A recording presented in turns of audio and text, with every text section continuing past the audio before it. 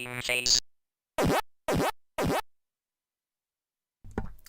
Good evening and welcome to another part of my All Killer Alternatives, where I'm looking at games that aren't in the All Killer No Filler MAME top lists, so ones people might have missed. This is the 8th part in the series, and I'm planning on doing maybe about 2 hours, let's say, of games this time. Sometimes they're about 3 hours long, but I started quite late today, so it'll probably be about 2 hours. So, getting started quickly, I'm going to be looking at Hacha Mecha Fighter first off. Now, this over here, this side, is an NMK shooter. I've set it to Japanese. It's got a language dip switch, but in Japanese it's got a little bit more content than non-Japanese, so it makes sense if you change the dip switch. It's just that extra bit more over the top, and that is kind of what this game is all about, being completely over the top. So I'm going to turn the volume back up to out here. I'm going to switch my view to horizontal, full screen it, and get on with playing. And I see there's already Ehab in the chat, so hey Ehab, I hope you're doing well. And if anybody else is in the chat or joining, feel free to say hi and just have a discussion about MAME, you know. So tell me what your favourite games are, see if you found any hidden gems, if you found any just by watching these streams maybe, because that's kind of the idea. I want to introduce people to games they might not have seen before. Now this is a bright, vibrant game. Say it's classic NMK really. Very similar in some ways to things like Mustang, which is another game I can potentially feature. USSAF Mustang, because that also didn't make the original list. So it's got that parallax effect on the ground, but this is just a little bit more ridiculous. You've got your parachuting little rodents, critters there, and squirrels flying planes, and yeah, I don't really know what the theme is meant to be, but it works and it looks really cute, and that's kind of why I like this game. You know, it's not got the strongest shooting game mechanics in the world, but the visual appeal of it makes me want to play more of it.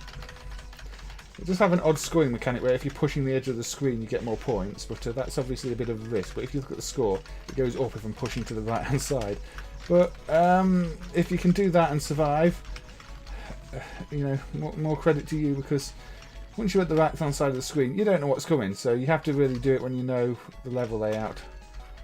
Now, I think I might have played this on a previous stream with a different theme, but I did, you know, it's one I'll come back to because it's one I enjoy, and it's one that isn't in the list, so it fits this theme. Now here we're keeping the monkey in the air just to get the bananas. This is sort of a bonus scoring mechanic. I've dropped the monkey, so no more bananas for me. There's all sorts of little bits and little things in this like that. Lots of attention to detail. My only complaint with this game is really, it does start to get a bit stale after several stages. Recycled content, just recoloured and the like. But you know, for the first sort of 10-20 minutes of the game, it's enjoyable. But here we've got a volcano appearing out of the clouds, just throwing bombs at us. Got a big Tokyo jet with swirly patterns all over it. And again, it's been piloted by some little pig-like creatures this time. Not even sure. Are they more rodents? And it appears to have a literal windsock in it. So yeah, the art design on this is superb. And look at the way that the bombs explode. Look at the colourful explosions down there. It's sort of filling at least half the height of the screen. Use a super attack where we're shooting giant fish. And there we go. That's the first stage done. So, again, running this in Japanese just adds a touch to it. I can't put my finger on it, but it just does. Now look at the water effects down the bottom. The parallax again, but there's one of the layers is being animated. Yeah, it's again a little bit of detail you might not see in other games. So just keep your eye out for things like that. So some of these enemies we've seen already, but I did say that happened. And all your power-ups just change what you're shooting into slightly different things. Now, one of the sets of this is protected, which means there's a secondary MCU that isn't dumped. So try and avoid that one. And look, when you die, you get a big splash in the water. Hey Carlo, how are you doing? Thank you for joining once again. Oh dear, I've lost 2 lives in a row. But I do enjoy the splash in the water, and each of your little option ships gets its own little splash as you fall in when you die. So it almost makes dying not too unpleasant, even if you don't want to die, obviously. But yeah, so you want to be running the unprotected set or the prototype set, which is also unprotected, because the I think it's the parent set is the one that's got a secondary MCU, and that manages some of the sound communication to the sound MCU, and so it doesn't have sound and has other issues. So the clone set's the way you want to be with this one.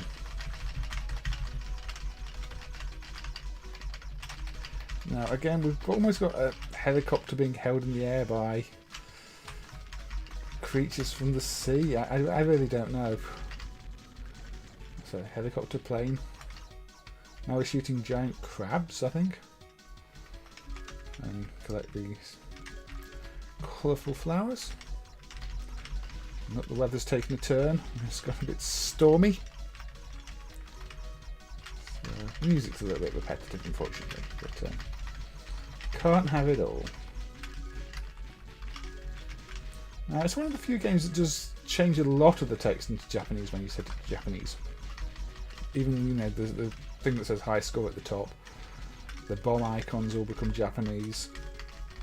I don't know why. I guess maybe that even the NMK thought they wanted that aesthetic. Hey Pablo, thank you for joining. Hope you're doing well. Good to see you. Have you played this one before? Has anybody in the chat played this one before? I mean, being an NMK game, it's not overly obscure, but it's easy to skip on with the you know, one of the parent set not really working that well, and the game not being emulated well for many years. And also, it's easy to miss out on the fact you could have the Japanese language dip switch to make it just look that bit more appealing. Now here, of course, we have a yellow submarine, or had a yellow submarine. It's now underwater and being shot at with sharks or dolphins. Use my special attack, cheese it a little bit.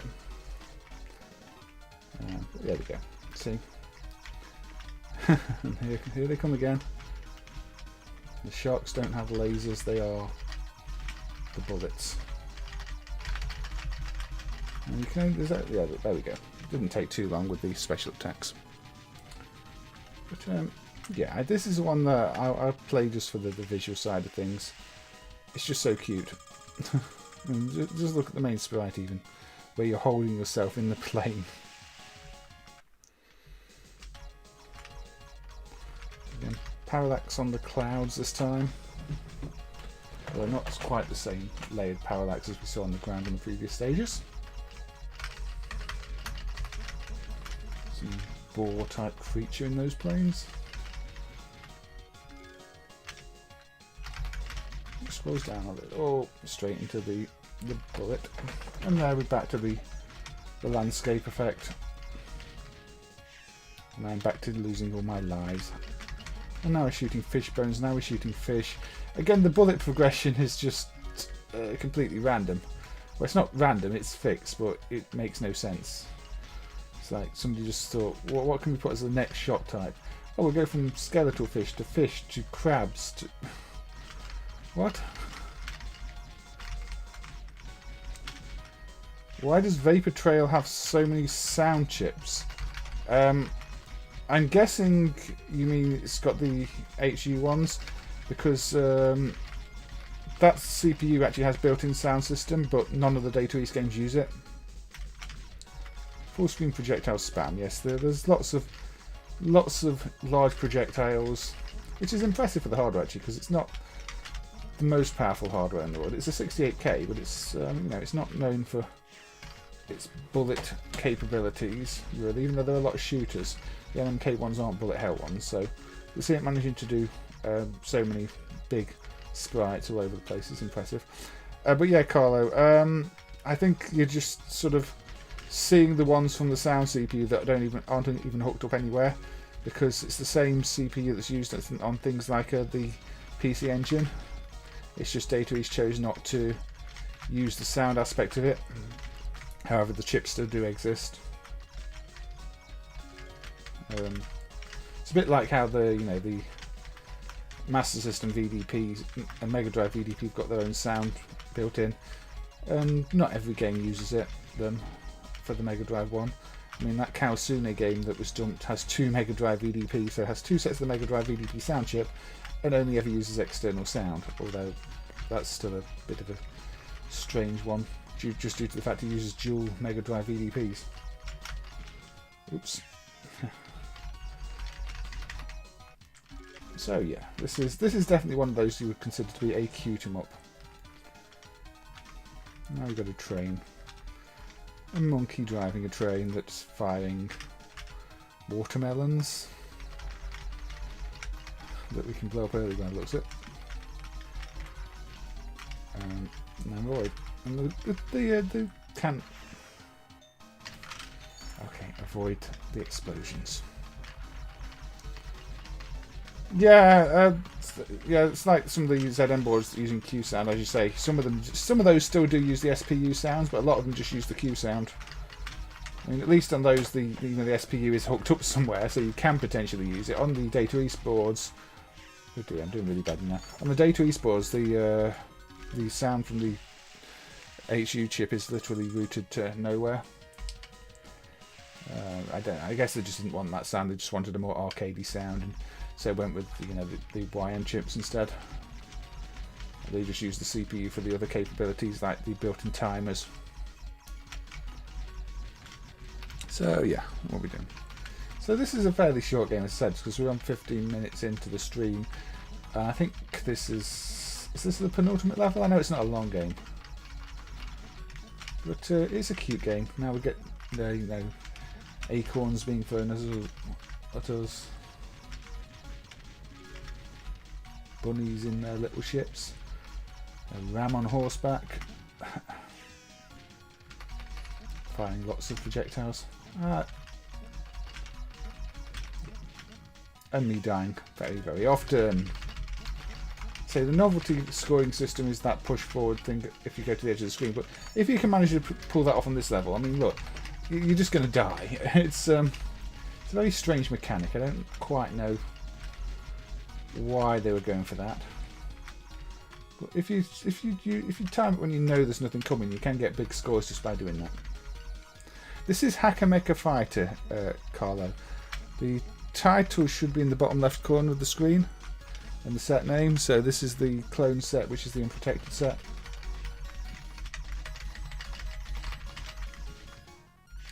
But yeah, I really like this one, even though I'm credit feeding my way through it.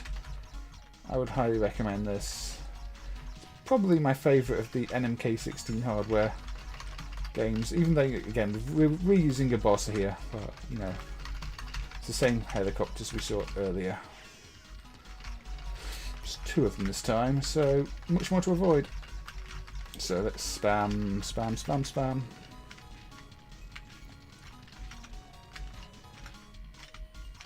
So what's coming next? Let's get the bonus items.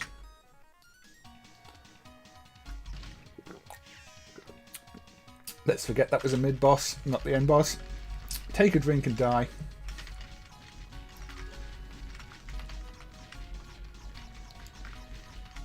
Yeah, I'm sort of placing my bets on this being one that a lot of people aren't aware of. Even though, I'd always recommend checking out anything that's developed by NMK. They tend to be one of the better developers. And a lot of their stuff isn't even credited as NMK because they did a lot of development for Jaleco and the like. So you can find a lot of NMK games with different copyrights on the screen. This one, bouncing and attacking. This requires coordination to get through. Spam. Apologies to anybody who appreciates shooters as proper games where people don't spam the bomb attack and die and spam the bomb attack and die. I'm just not good enough. So we've got another couple of minutes of this one before I choose another game. Yeah, again, you see it's starting to recycle a little bit. We've got, again, the water, although it's a bit stormier this time, a bit more fast moving.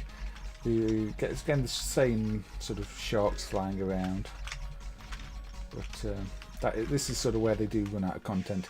Although the lightning effect is effective, and it is much more difficult. Yes, UPL is a universal playland. So you know,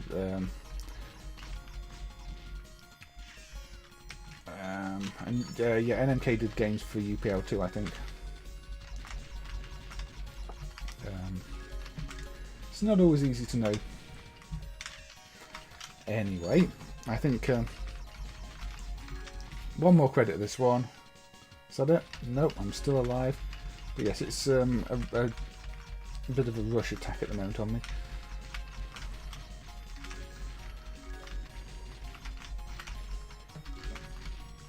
That's probably it, isn't it? Yes, that is it. Well, that is my credit feeding run over. I put in too many credits. But let's just reset it so you get the title screen. There you go, Hacha Mecha Fighter. Yeah, I don't have anything bad to say about this one. It's personally, it's a favourite, and it would be one of the first entries in any top list I put together, just for the visual appeal of it. I mean, if you go into an arcade, you want something striking, that's sort of in your face, and this delivers on that front, and it's good fun. So, you know, what's not to like about this one? Except, you know, if you're really into your shooters, you might start to pick apart some of the scoring rules and the like, but I'm not going to do that because I just enjoy it, and I think that's the important part. Hey Mailman again. Yes, it is. I think both versions are about the same. I mean, I've not really noticed any difference between it. The prototype version seems mostly complete. The protected conversion doesn't seem to be any different, really. There's some slight data changes versus the primary set, but I don't really know what they do. Maybe it's a slight enemy pattern change in places. Ideally, we'll get the MCUs decapped and done one day, but we've not really had any luck with those on the NMK hardware games yet. They are still causing issues, let's just say. Right, so from shooter to shooter, I'm going to look at something altogether more modern, and that is the Fantasy Zone 2 Tears of Opa-Opa System 16C version. Now, this was done by M2 for Sega in 2008. It's done on the original System 16 hardware, but with a bit more RAM to make things easier. But it's presented as the game that could have been released in 1987, but wasn't, because instead Fantasy Zone 2 was released on System E, which is Master System hardware. So that's why it says 1987 Sega in the attract mode. It's not actually from 1987. They just wanted it to look like it was, so give that slightly authentic feel. And this primarily was part of a PlayStation 2 compilation, one of the Sega Ages range, but it also got released as a limited edition arcade board that was in some arcades in Japan. And it's just really, really well presented. I mean, if this had come out in 1987, I think people would have been blown away. It's an absolutely beautiful, top-class shooter, perfect sequel to Fantasy Zone, really. It does simplify the mechanics a bit, maybe, compared to the real version of Fantasy Zone 2, but that's not necessarily a bad thing. It's not actually my favourite Fantasy Zone game. My favourite Fantasy Zone game is Super Fantasy Zone on the Mega Drive. And so if I do a stream where we look at games that I feel were better on the home systems, or compare home system games, that's probably one that I'll bring up with Fantasy Zone and Super Fantasy Zone. But yeah, this is still very, very good.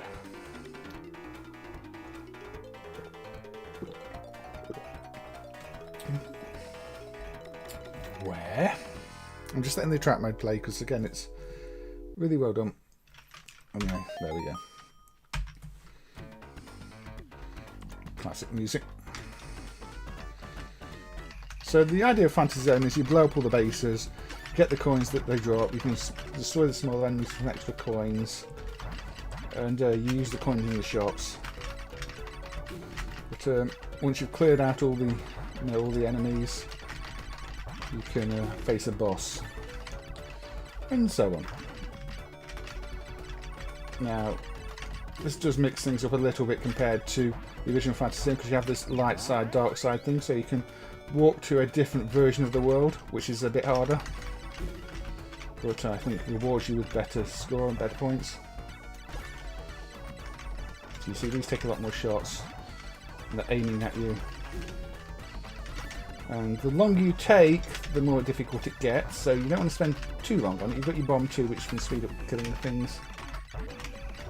So it's a case of, you know, how long do you want to spend killing things? Do you want to risk it getting too difficult? It does rank up as you go. And the coins don't last forever either. And I think the coin values decrease as you go, as it goes, so the longer you take. Let's go back to the bright side. I think it does, at least on the original Fantasy Zone 2. I think it does on this version too. So I think maybe if you're doing the dark side, you get it's harder, so you get a better ending or something. I mean, the whole light dark thing is more complex on the original Fantasy Zones 2 as well. It is simplified here. But yeah, we looked at Funky Fish a few streams back, which was from '81, and I commented that that was reminding me of Fantasy Zone, and that's because of this whole go to the bases, destroy the bases thing. Oh, apparently I've walked to the dark side just before the boss. And I didn't go to the shop, so that's not good. Now this one he's shooting those. Avoiding the logs. Ooh.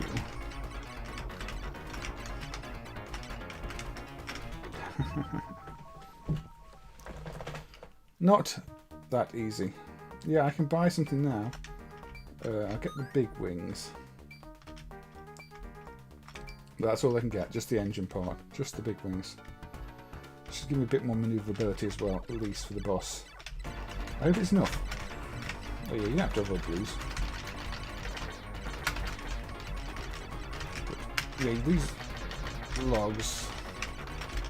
I think that might be one of the differences in the dark side here. I'm not sure the logs move around like this on the light side. So I think this is how the dark side is more difficult.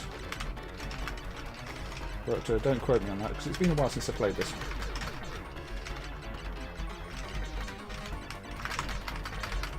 And I really should have got a better weapon before trying to face the boss, but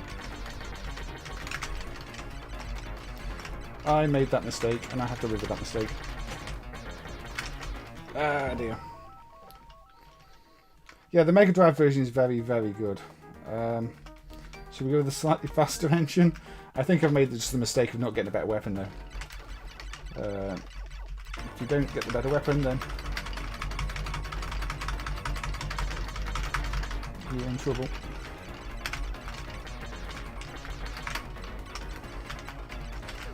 I mean, there's such a thing as too fast in these games as well. You don't want to be driving in, you know, flying into the logs because you move too quickly.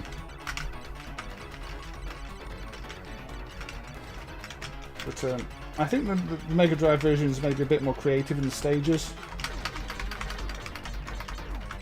And it's also got it's one of my favourite Mega Drive soundtracks. It's one I just sit to and listen to on headphones. Especially the ending sequence music. Oh dear.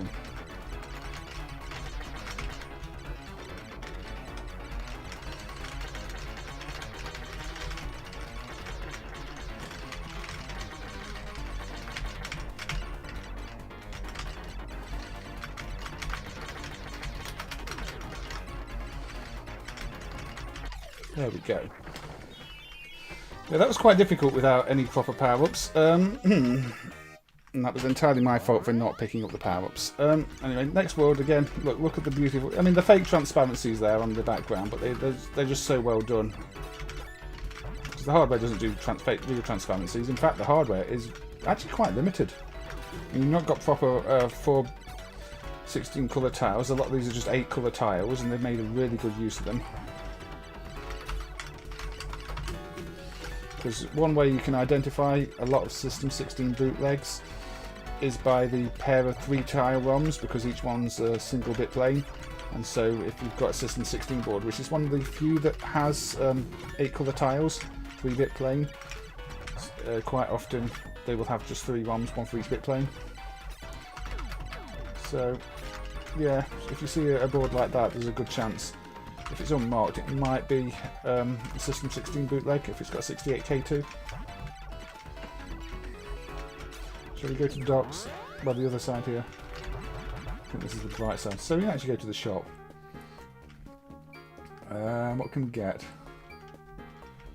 We could get a 3-way shot, twin. We can get a heavy bomb. Yeah, that will do it for now. So let's use the 3-way. Let's keep that. Okay. So no point going that way. Now this is obviously this is a spread shot, so it gives me well a wider shot. I'm not sure it's the most useful one to have here actually, but we'll see. We've also got twin bombs. I don't go to dark side. Dark side's too hard.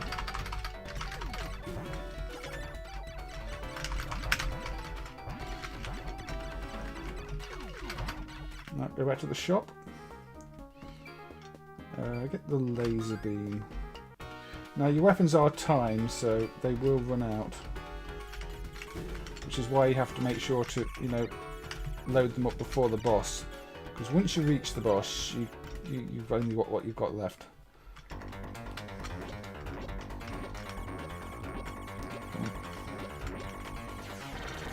Oh.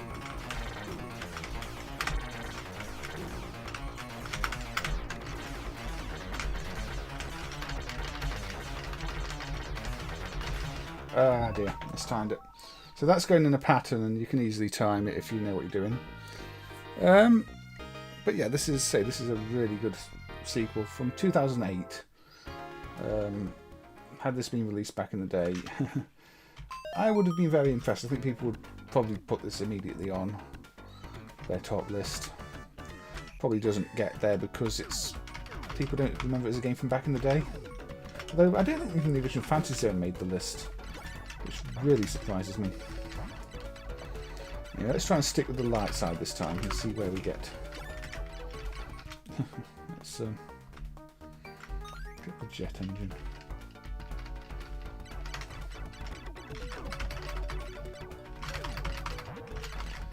Now there is the bomb isn't simple, just drops always the same trajectory. It depends on your movement too, which is quite clever. So if you want to throw it further, you've got to move forward at the same time.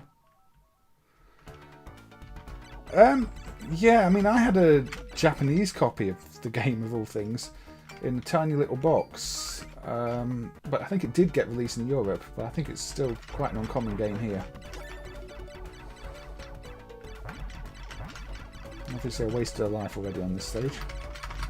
Just trying to demonstrate the bomb thing, but never mind. No, I don't want to go dark side. Not this time. Stop tempting me with a dark side game. I will not join. No. I've missed one of the things over there.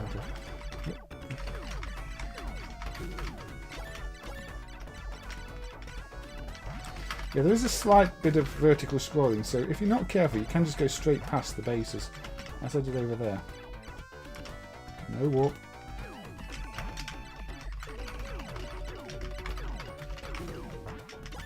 There we go. Now, stay on the light side. No shop for me either, unfortunately. Right, so is it easier now? No, they still turn, just turn more slowly. So yeah, they're only turning slightly, but they're not turning as much or as fast. So staying on the right side does give you easier boss fights, which is what I thought was the case. So it's almost a multiple route thing. If you've ever played the Naomi game Border Down, that's got different tiers for each stage too, and that reminds me of this with the easy, hard mode. In Border Down, I think you move down a tier whenever you lose a life or something like that. I can't remember the exact mechanics, it's been a long time. And obviously Border Down doesn't really run in MAME, although if it did, it would be on these lists. Because Border Down's another one I really liked. Just running the Naomi emulators, Demule, Demule, just fine. Let's get the twin bombs, they're always handy.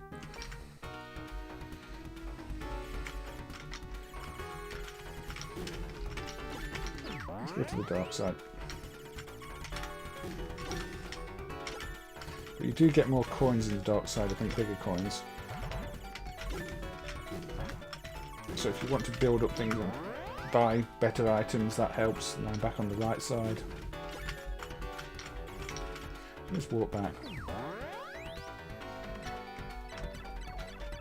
Yeah, there's a bootleg multi-game thing that contains this where it was renamed FZ 2006, I think, which is a bit weird because it came out in 2008, but I don't know. Bootleggers are bootleggers. It's probably called 2006 because I think the hardware was called the 2006 platform, but then it's the first game cartridge on it. That's a really weird bootleg thing, actually. The guy who dumped it, somebody selling it at a trade show in I think Hong Kong. So I don't even know how widespread that board is. It might have literally been them trying to sell it at the show, but obviously it is a bootleg. It looked like a PGM unit, but it took weird cartridges that ran these System 16 games. Dark side version of the boss, and I didn't get to go to a shop. And this one fires hammers at me.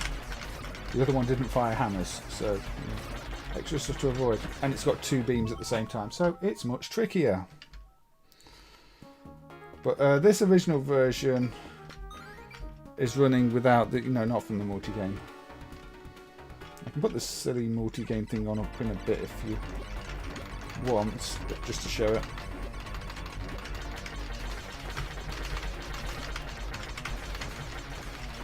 But this is much trickier.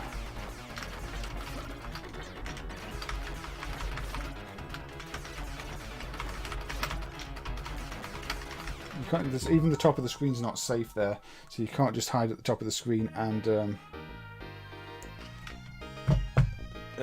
cheese it with bombs. It's very Capcom, very Sega with the emeralds. They're almost Chaos emeralds, aren't they? Sorry, I read Capcom in the chat. But yeah, Fantasy Zone 2, the System 16C version. I think it's very good. This was mentioned just a second ago. This is some, say, dodgy bootleg. Shinobi FZ16. So you change that to that one. I think that's Time Attack Fantasy Zone, is it? Change it to that one. It's got this strange loading sequence because it's decompressing data or something. And then you get that title. I don't know. That actually says 2006 ISG. Very strange bootleg. But there you go. Obviously, it was popular enough to get bootlegged, which doesn't surprise me. Shall I put the actual released version of Fantasy Zone 2 on? Yeah, I should do so. I don't think this is on the list. So I should probably look at it.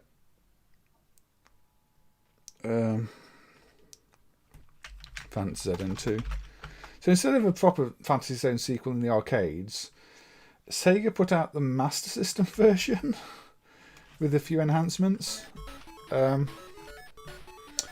mean, it's still a solid game, but it's not a proper follow-up to Fantasy Zone for an arcade game, is it? Quickly warp, obviously. Very bare bones. Let's go to the other. So it's not really dark side, light side. It's warps, and there's multiple paths through it, and it's more complicated.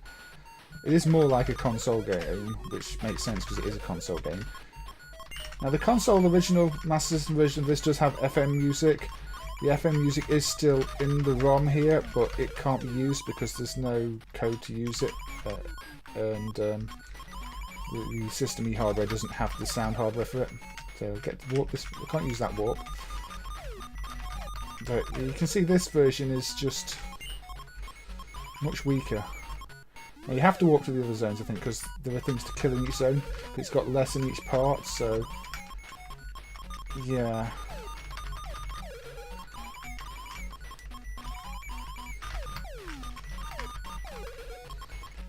As you can see, it's A bit of a pale imitation of the one we just looked at.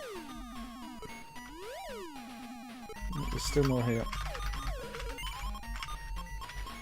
Well, it's not a pale imitation because this is the original, so that's you get your shop, you get the twin bombs, get the big wings. But if you play this on the Master System, you'll be familiar with this version. This is just the arcade version that was lazily ported from the Master System, really. And it doesn't even serve to advertise the home game much because it's not like the Megatech units where it was just the home games. This is... No, this is slightly enhanced, so even if you had this at home it wouldn't look quite as good. Again, tree. Again, shooting. Not God of shooting those as strictly as on the new game. I was going to say the logs are much easier to dodge too, but then I just managed to dodge myself straight into one. Yeah, this is one of the ones that was actually... This uses a very strong type of encryption. One of the ones with a huge key.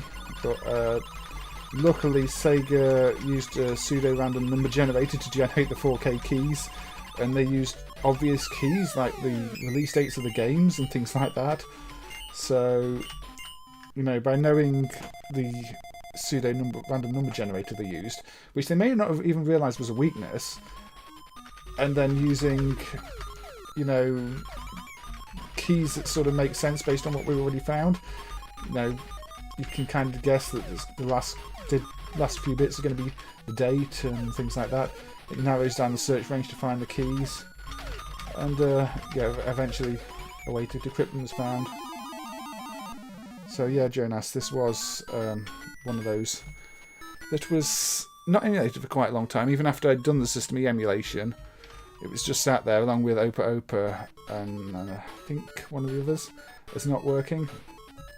So I was really glad when this started working because it's one I really wanted to see, because one of the reasons I did the System E emulation is because I wanted to see Fantasy Zone 2, and then it took forever to decrypt it afterwards.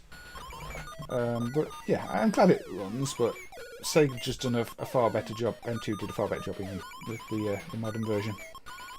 And they should have done a better job here. I mean, after Fantasy Zone, why go back to the 8-bit hardware? I don't see the purpose.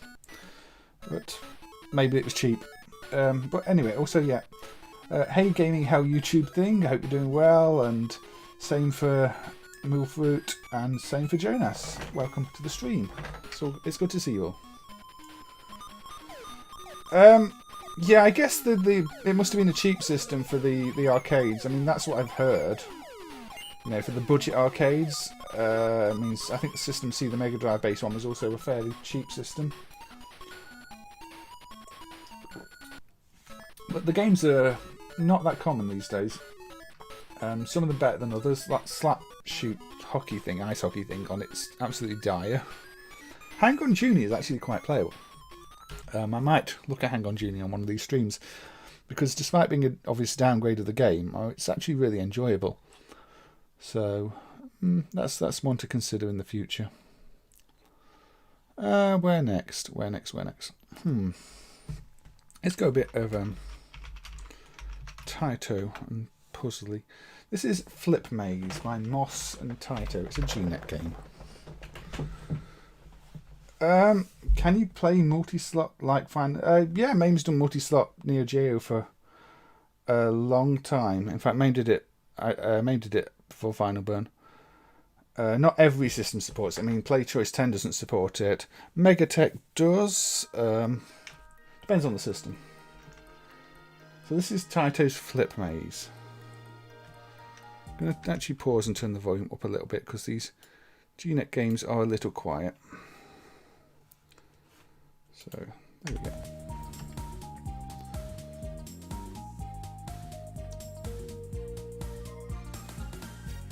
So, some good artwork.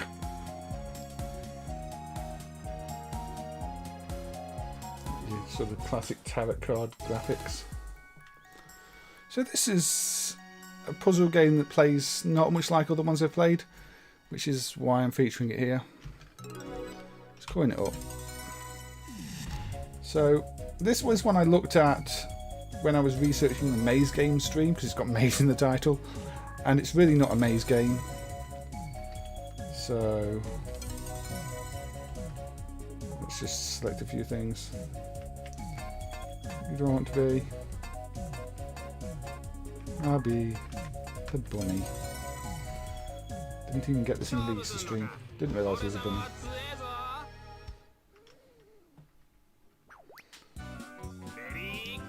So you're picking up cards and placing them down flipped to make rows of things, and so put that there, and I put that there, and I put that there. So I'm making lines by picking up cards and putting other cards down, and when I put them down, they're different to... I don't always quite get it. So I've got a star. I think that's... I put that down there. So that's the wrong way up. Pick that one up. Now it's that way up. I put it that way, and it's now that way. I pick it up that way. Now it's that way. And I think the maze aspect is it's putting these blocks so you can't move in places. But yeah, every time you pick one up, you're flipping it over. So you have to keep that in mind when you want to put it down again. And there's probably more strategy than I am aware of in this game. But it's unfortunately, not speaking Japanese makes it probably a bit trickier than it should be. Now, I don't know if you can do other patterns, probably not. Well, you can do L shapes, okay.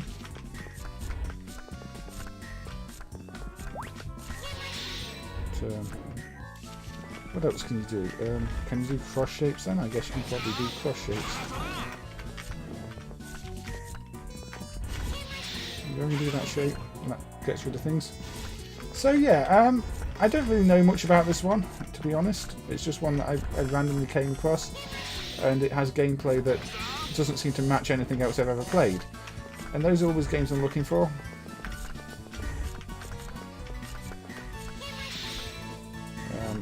I'm probably doing really badly because I have no strategy for it.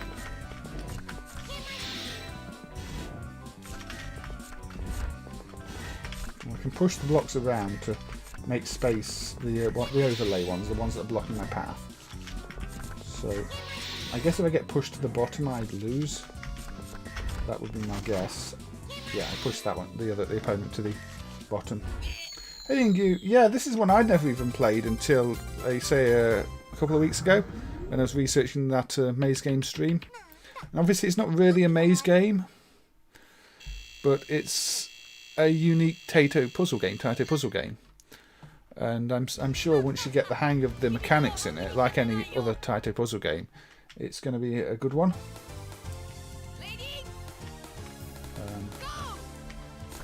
So all the cards are that way up to start with. Fine. So yeah, I guess if you're making bigger chains, I can make something really big here. Look, I can. Is this the biggest shape I can make? I don't have another. There we go. I can make it a big shape all that way. So I would need to research what the strategies are for this to play it properly. I mean, I'm probably meant to put blocks up next to the ones that are in my way so that I clear them out, something like that. As is often the case with these. So, you know, I am learning as I go. I know as much as you do about this game, really.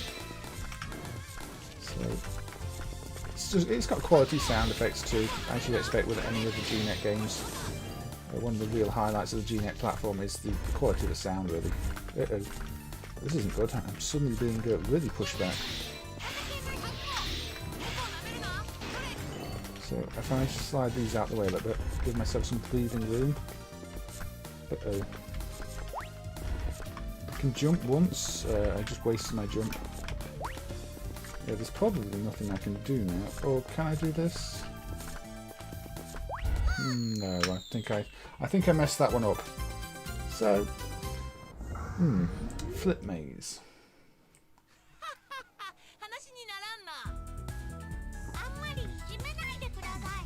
Yeah, let's put another credit in. I don't expect to do much better because I've not developed any real strategy for this game yet. And with any puzzle game, you do need a strategy. You need to understand the play mechanics. So if I pick it up and put it down again, I can quickly... Oh, once it's flipped over, it doesn't flip back. Okay, so... Is there a strategy to do anything quickly? I'm not sure. So I don't know if preparing things by flipping things quickly is a good idea. No, anytime you get 3 in a row, or 3 together in any way, it triggers. So I think that star pattern is the biggest one I could make.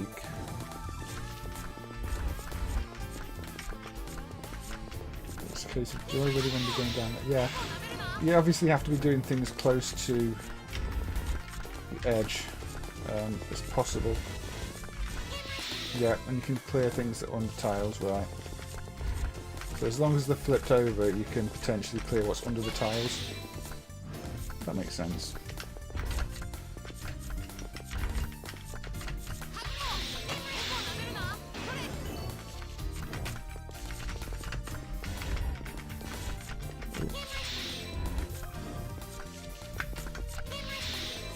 So, definitely a tricky one. I'm not understanding the logic behind bits flipping next to the ones I clear out. Does it change the tile entirely? Does it change it to one I've already seen at some point?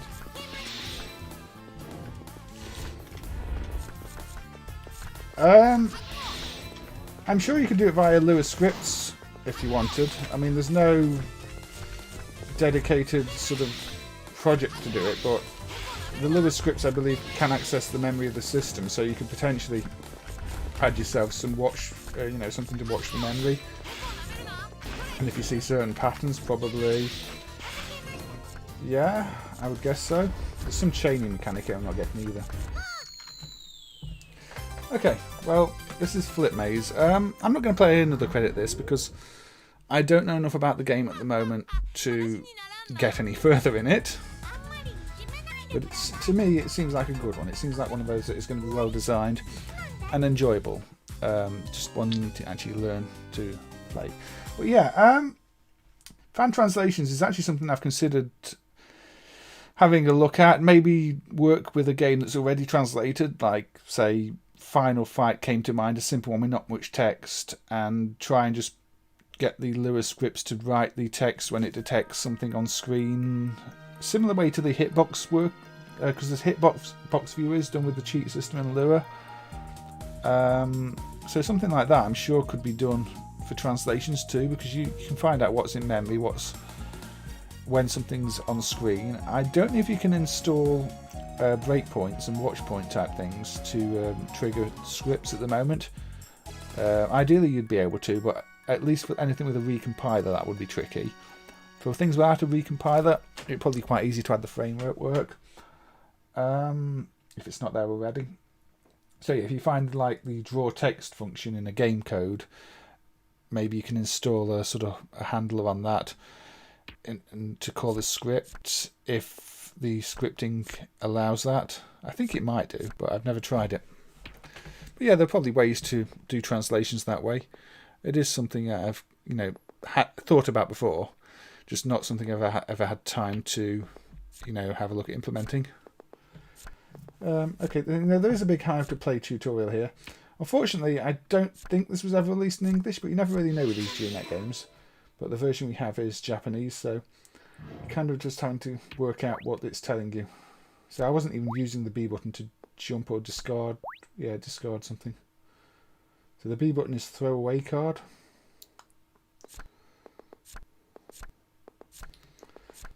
Yeah, I mean, I agree. There's so many RPGs. I mean, I've got friends who love RPGs, and there's just so many of them that even a really rough translation, as a I'd love to see community project translations.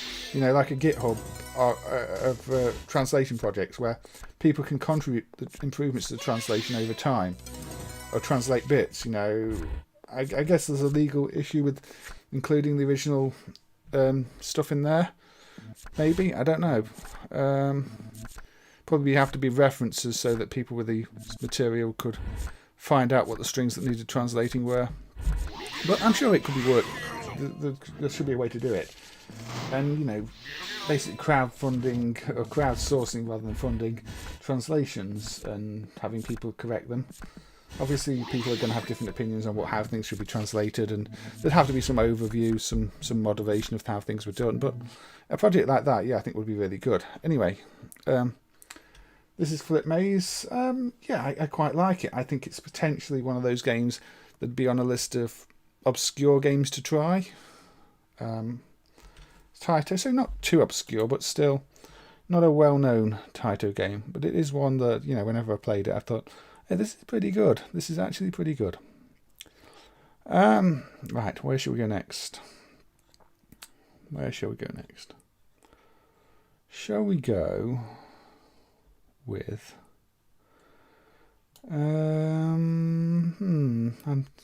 I don't really want to go straight to another shooter. I'm going to go to another puzzle game,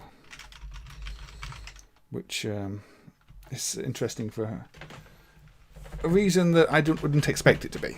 This is Soldam by Jaleco, Mega System 1 game. Is it very good? I'm not sure. But when I fired this up, I noticed that the adult Pure ripoff News and Gumbo steal a few things from this. Also, there was a recent fix so that it doesn't hang a note in the attract mode. It actually has to reset the sound chips when it's in attract mode. And so, you know, this is another case of either the next version or the version that just came out of MAME has better emulation of this than previous ones. But yeah, this is a puzzle game where blocks of 4 are dropping at once and they're changing the colour of the blocks between them. It's a bit like Go, but if you're putting 4 pieces down on the board at once and they're all different colours, and it just links the colours up and changes the colours. I don't know if MAME has support for IPS patches. I seem to recall, I think the old MAME Plus did. Not the awful Retro Arch Plus thing, but the you know, the alternate version of MAME that was sort of like MAME 32, MAME UI. I don't know if proper MAME does. It's not something I've ever used. I mean, I tend to think in situations like that, I'd prefer just to see the ROM supported rather than the patches supported. I'm not a big fan of IPS patches in that sense. I'd rather see things be done with scripts or just the actual ROMs being listed as the proper ROMs. Although sometimes if you want option patches, IPS gives you that, I guess. You know, customise the thing with the options you want, but then you don't have like 256 versions of a ROM just with all the possible changes. I don't know. Anyway, I'm coining this up. So there's different modes. Let's just play the normal game, Soldam. Let's play easy.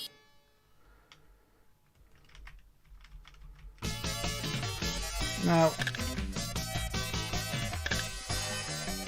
you see that purple changes those. You can change all those. Now I can't remember where the music, because the music, some of the music in this is what gets stolen by those Korean games. Not this specific tune. In fact, I can't remember when the tune that is in those games is used in this one. I think maybe it was in the track mode. Maybe I skipped over it. But,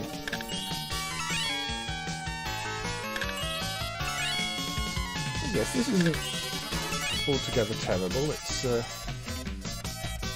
definitely a bit different.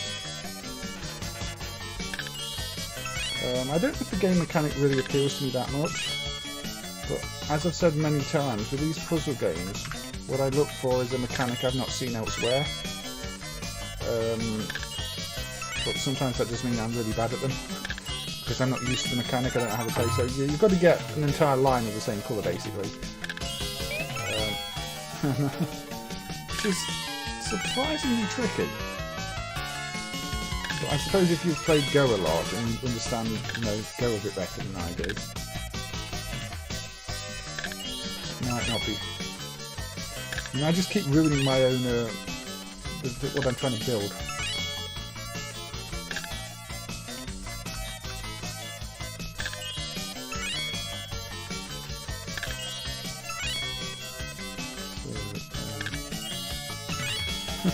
I'm going to fail here on the first level, aren't I?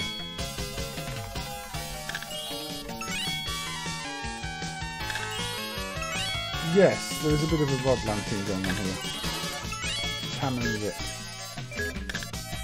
This is not how you play this game.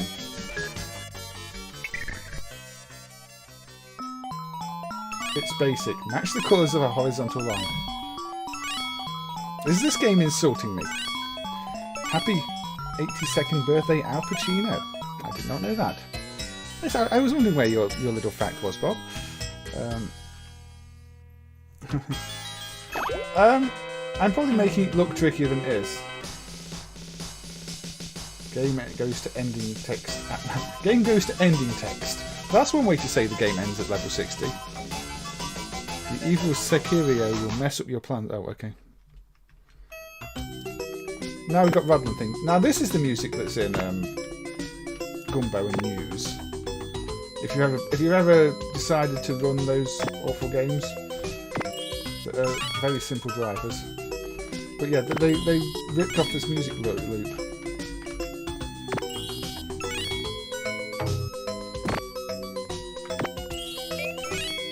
Change ones I didn't want to change again.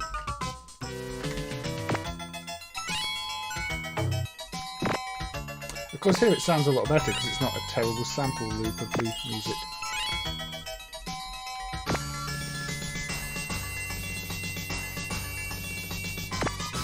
Can you do that? And it's the full thing. It doesn't just loop after, like, you know, a fraction of the music. That's not good. Don't put pieces like that. That's a bad idea. Well, I'm expecting, you know, it sounds strange hearing this music without all the other awful bits of digitised speech over it. Because it's, hey, yo, great, amazing, or whatever it says in that game, but it doesn't say it here. If you collect extra, I don't think I'm going to be collecting extra. So yeah, this is kind of, in that sense, it's a Rodland spin-off with the theme in this mode.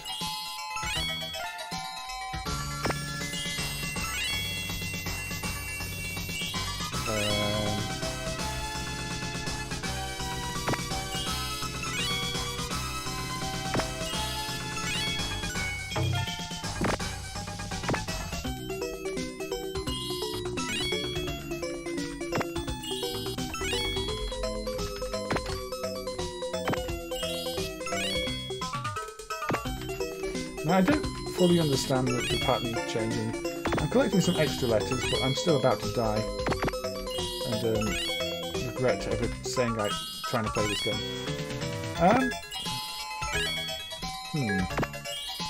Now, if you saw the attract mode, you see you actually end up with more colours at some point. How you even possibly cope with that, I don't know. Yeah, if it had been called Rodland the Puzzle, like, you know, Namco did with Cosmo Gang and things, I'm sure more people would know about it. So what's this mode? Versus game. Is this just against another player? Yeah, this is 2-player only, so well, that's a bit pointless. So that is 2-player only, yeah, 1 player only, that's 2-player, there's no computer option there. Yeah, it's Tetris meets Othello or Go or however you want, whatever you want to know it as. Want to call it. So now I've got more colours. I mean, if I wasn't struggling with 2 colours, you know, this mode pits me with lots of colours.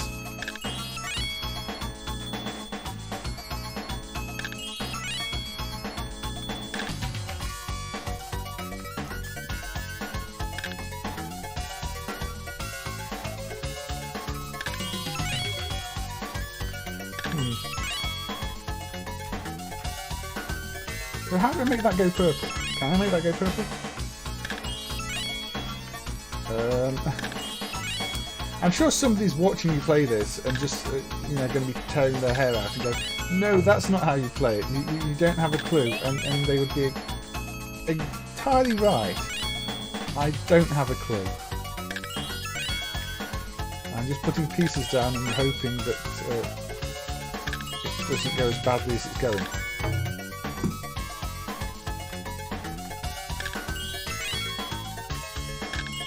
Now I could have selected hard, and then I think I would have got 4 colours at once. I don't think doing a vertical line works. Trying to do a vertical line.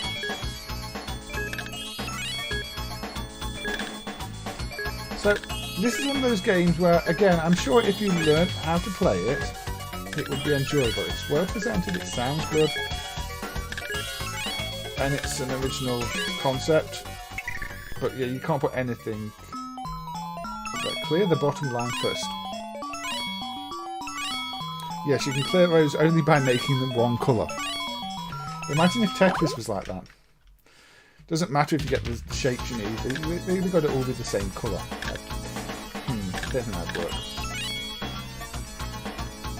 I'd say I'm not really clear on what causes them to change colour is the problem. See, why doesn't this yellow become... Why didn't that yellow there become purple?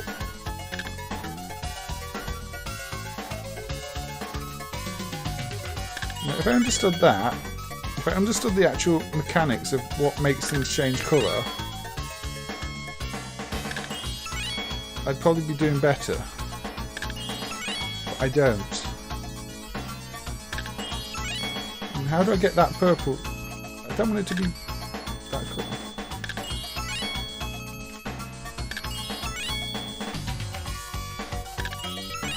I mean, the game could be completely broken. Maybe it's not even playing correctly, but I think it's just me.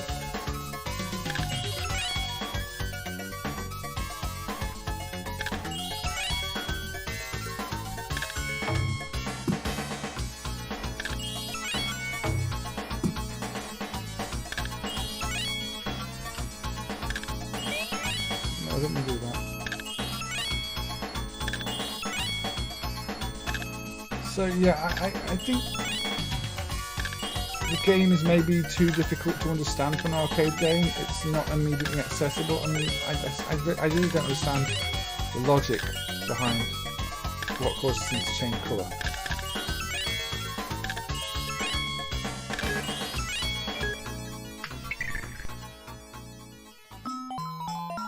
There's a Switch remake of this. I was not aware of that. Yeah, this has a lot of charm. The more of one colour, the more that colour... The tips aren't exactly useful. They're kind of... You can tell they're translated very roughly. But yeah, what an exciting game. Action, puzzles, sort out. Now, what's the music do? So yeah, let's have a look at the attract mode. Match colours to play, right? Matching edge colours. You see, I thought I was doing that.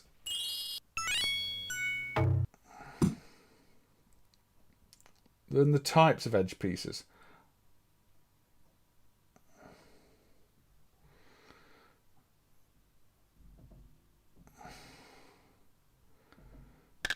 Vertical edge piece, horizontal.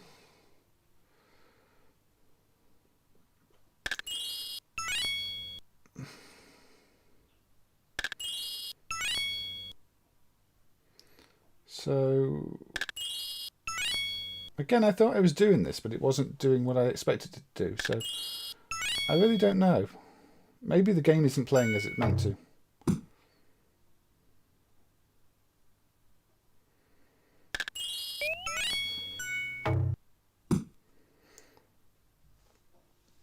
You can't flip the colour within the drop block. Ah. That could be it, yeah. That could be what I'm missing. That kind of makes sense. Anyway. I will probably come back to this one. I did want to show that the attract mode no longer has an annoying buzz in it. Because it used to, because it didn't reset the sound CD properly. But yeah, you are probably right there, Jonas. That would make more sense. But I don't want to spend too long on this one. I wanted to show it off. I think it's an interesting puzzle game that, again, gets overlooked. And of the Mega System 1 games, it's maybe one of the better ones. I mean, there's a lot of games on that really don't hold up well. But that one, I think, potentially could. Maybe. So where should I go now? What should I do now? Right, now I'm going to go with a shooter that... okay, we're going to go Nichibutsu. And this is Legion Spinner 87. This is another one that's been improved over the years, so it runs better now than it used to run. It's going to be a bit loud or not? I don't know. We'll find out. I have a feeling it will be. So, what's... Yeah, it's a bit loud. Let's turn that down a little bit.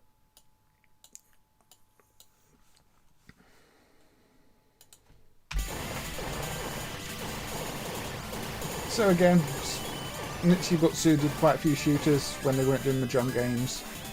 This is one of them. This does have a unique hook to it, which we'll probably see, at least when I start playing it. Oh look, heavy metal rock in the high score table. That wasn't the unique hook.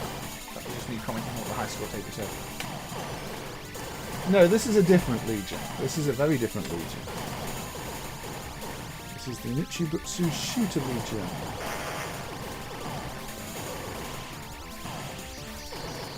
So let's put in a coin.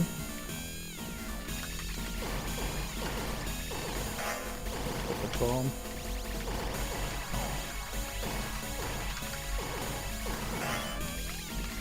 Now you get the time bombs. Which, I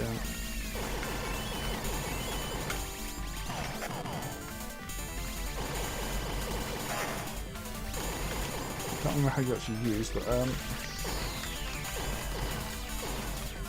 it's got this freezing time everything mechanic, which is a bit different. I think the priorities are okay, but you do seem to go under the trees, which I never quite understood, so maybe the priorities aren't okay.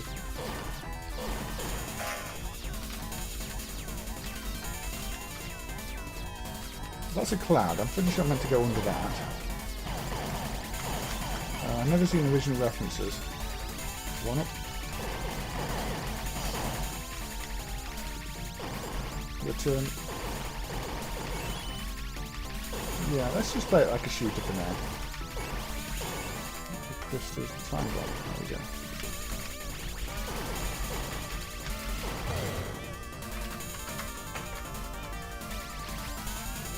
This. That's very long. Just freeze things for a second.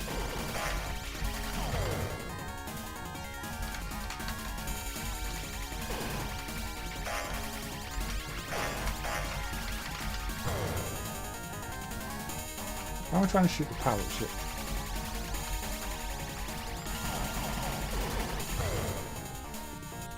So, yeah. I'm doing really badly on this. Now, I'm trying to remember how the special mechanic works, actually, because the bombs aren't just bombs from what I recall. That's why they're called time bombs. Hold on. Let's see if... It doesn't tell me anything. Okay, I can't remember what was special about this. I'm sure there was some reason the bombs are called time bombs. Unless it's just the Japanese. Let me just try a different set. Not one of those where there's a region difference. So the Japanese set, let's try this.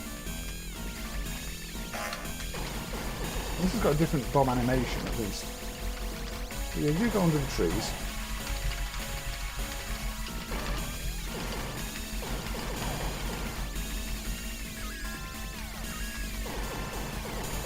The whole spinner thing with flying cars is borrowed from Blade Runner. Yes.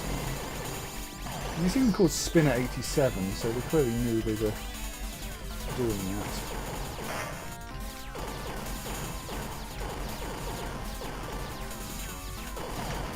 that. I can't remember how you use this bomb mechanic to your advantage. I'm trying to remember where you use it to your advantage. Because it kind of freezes some things and not other things.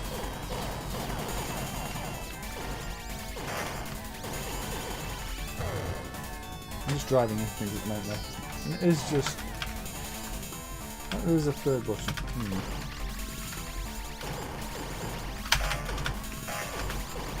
I don't know. Can't remember.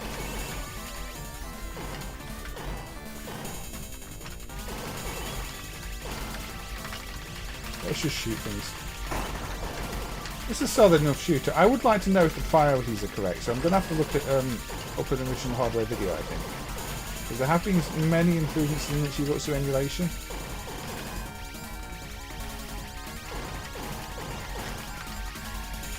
I assume it's okay. That was a bit Dalek-like and I just got stuck in it. I didn't realise it was something you could fly into. So yeah, it rewinds the bullets. That's what it does. So yeah, that's what yeah, right. That's what it does. Okay, the time bomb mechanic. Now I remember. It rewinds the positions of the bullets, not the enemies.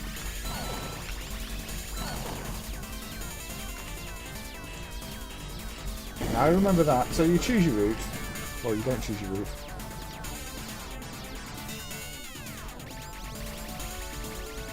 "1987, just as cool as you thought it was at the time." Yes. One of those games that's named after the same year it was released. My favourite thing like that's the one of those cheap handheld games that's got like a game called 2012 on, which I think is meant to sound all futuristic until you realise it's not. You know, the device was released after the year 2012, and we don't have spaceships and flying, flying all over the place.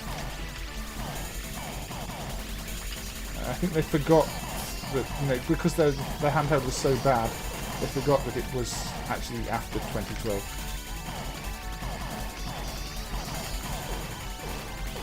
Now this has got your classic all over the place Nichibutsu soundtrack, which I actually really like. I don't think I've heard a Nichibutsu soundtrack on one of these games with this sound setup that I don't like the sound of. That's a bit of slowdown. Look at the bullets. If I press that, they go backwards for a second. It's only a very slight effect, which is why I was missing it before. But if you're about to be hit by a bullet, and you've got a last second getaway with your bomb, that is sort of the novelty appeal. That's why they're called time bombs. Oh, let's continue. Very nice water effect here too. There's a real sense of depth to that water.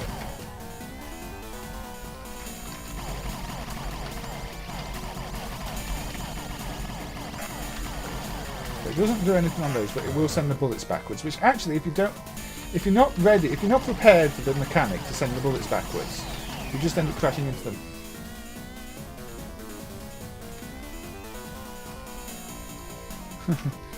"63 years until we discover that Probo film is accurate." Yes. That is one of the games that at least put a date that was fairly far into the future. But yeah, there's so many games that will boot up to the screens and it's like, the year is September, the month is September, it is 1999. It's like, okay. Because I guess in the 80s, even 1999 sounded futuristic. Those games would probably be about the Millennium Bug. It wasn't as exciting as they were hoping. Go backwards, bullets. Oh yeah, it's a very odd game. If you could hold down the thing for longer and send the bullets back even further, it might be more effective. But there weren't many games in '87 that had basically a rewind time button. I mean, Prince of Persia: Sands of Time would make that quite a famous mechanic. But here you can rewind the time on the bullets. Just when I was trying it earlier, there were no bullets on the screen, which is why it's like, what does the bomb do again? There you go, backwards bullets.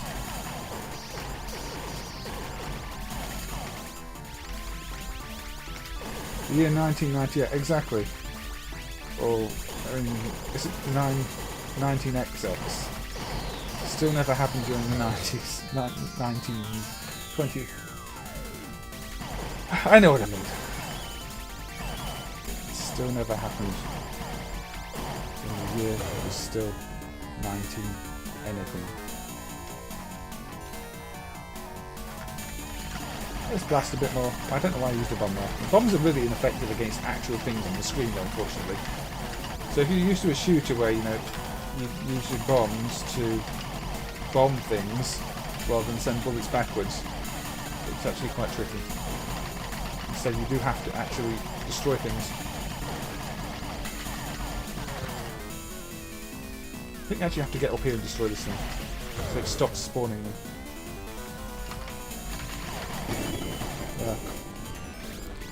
Yeah, Neon Bussen, aka Nichibutsu. aka we made lots of Mahjong games after making some real classic shooters. So you can go to area 10 and you can go to area 7. Then you go to none of them because, well, I was in the continue screen. I couldn't see. I don't know if there's still some video emulation problems there, because it didn't seem to be prompting me to continue. Maybe this one's not quite as improved as some of the other ones. Who knows?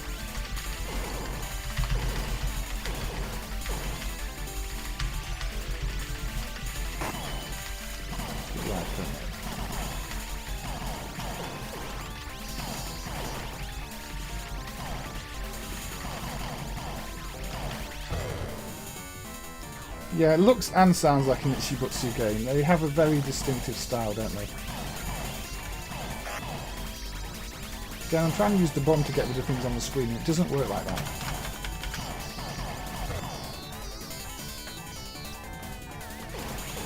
It's useless shit.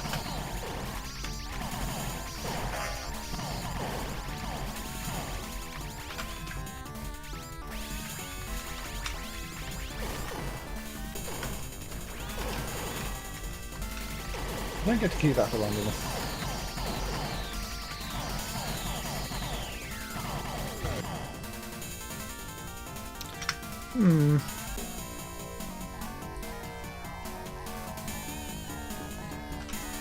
Press stop.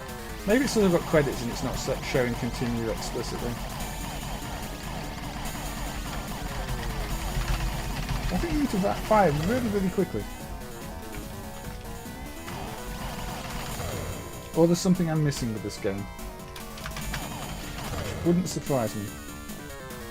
No, I haven't figured out what the ambulance ship does. I tried pressing like the third button, but it doesn't do that doesn't do anything on it. It doesn't seem to act as a shield.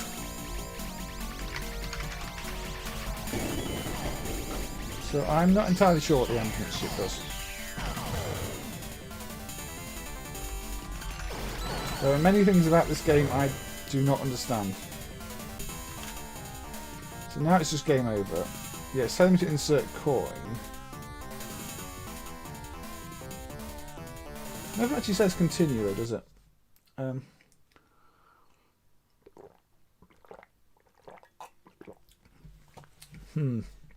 Dark Empire side.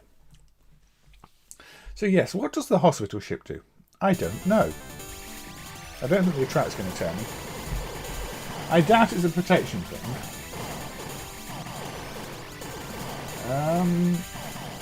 Maybe it is the third button, just like very precise. I'll probably have to look for a replay of it. See, the attract mode doesn't really help demonstrate the rewind feature either, because it doesn't use it in the right place. I see the bomb graphic still gets left over on the screen there too. Maybe this isn't as well emulated as some of the other Nichibutsu ones. Interestingly, this is the one that's got more bootlegs than the others, so it's also possible that some of these sets are half-protected bootlegs that don't really work that well, like the Meikyuu thing. I'm not entirely sure. Because yeah, that bomb graphic should probably have been cleared off the screen there. Did it get cleared off in the parent set? Yeah, it clears off the screen properly on the parent set. You see, no leftover explosion on that one. So I'm not sure. And the other sets are labelled as bootlegs. So it looks like the Japanese set of this doesn't work as well as the other sets. That bootleg's a mess. That bootleg's like the Japanese set. I don't know. But yeah, Legion seems like it's a fairly good shooter. I mean, it's got that. I wanted to show it mainly for, say, the time bomb thing, which eventually I did remember was the rewind bullets. It's not perfect. It's not my favourite Nichibutsu game, but it's one that's worth checking out.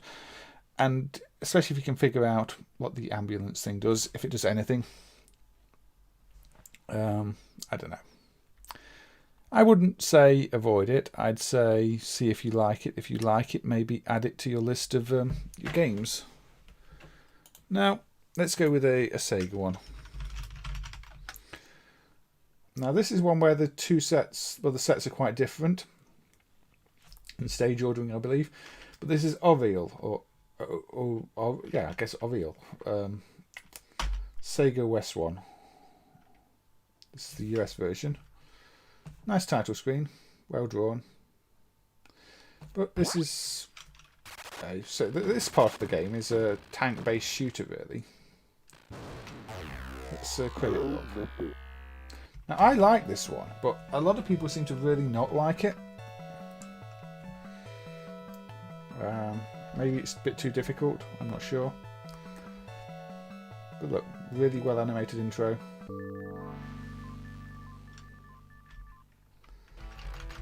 But satisfying explosions. It looks the part.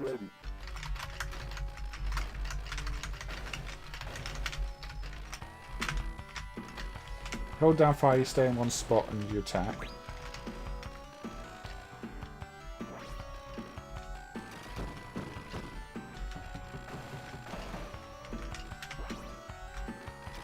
So it's a ground-based combat shoot 'em up at the moment. You don't like Legion, Carlo, or you don't like this one. Now, I have to say, I mean, I do prefer some other tank-based games. I think it's Brandy on the Mega Drive. I really like that one.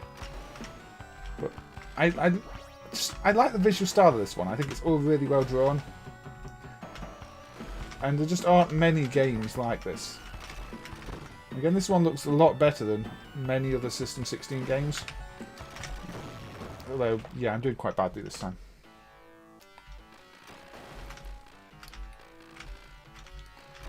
Oh, you rescue people and drop them in the ambulance. Ah. Oh, you don't like this one, Carlo. Okay. That's fair enough. I mean, I do hear a lot of people don't like it. When I have played it and practiced it, I've always enjoyed it. But practice is one of those important things. Oh, you do have your little shield that you can use now and again. Don't want to abuse the shield then. Shoot it out. No shield left, unfortunately. That's not good.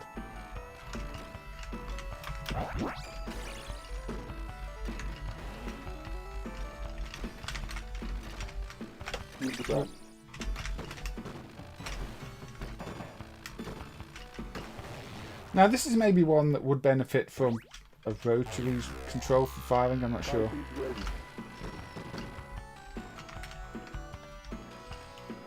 But you can't have everything, can you? It was designed for a standard cabinet.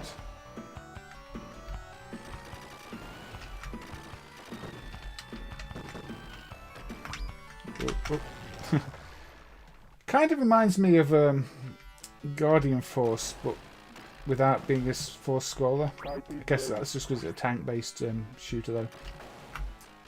Should look at Guardian Force 2, actually. Maybe that one be next. Well, I keep missing out things people suggest on other streams. I think Carly mentioned a game on the previous stream that I've forgotten what it was and never got around to playing. See, I remember before the stream and forgot to make a note of.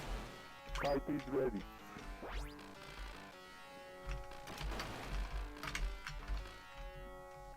Yeah, you do have the secondary thing there as well that you can use. I keep forgetting about.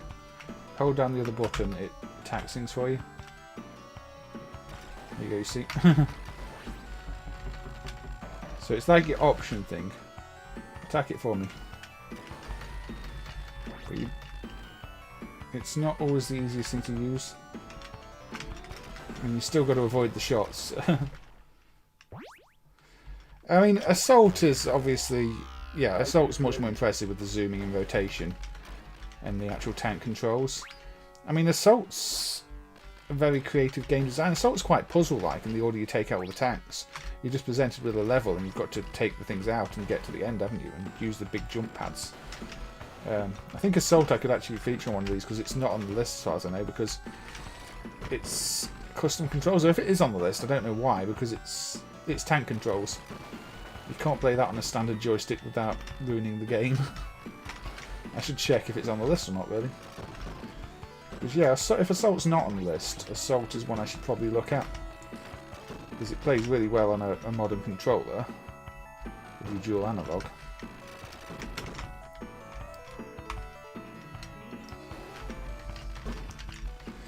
I do like your little secondary weapon on this. And this also has the into the screen stages, if I can get to one of them. Again, that requires me to be good at the game, and I'm out of practice on it.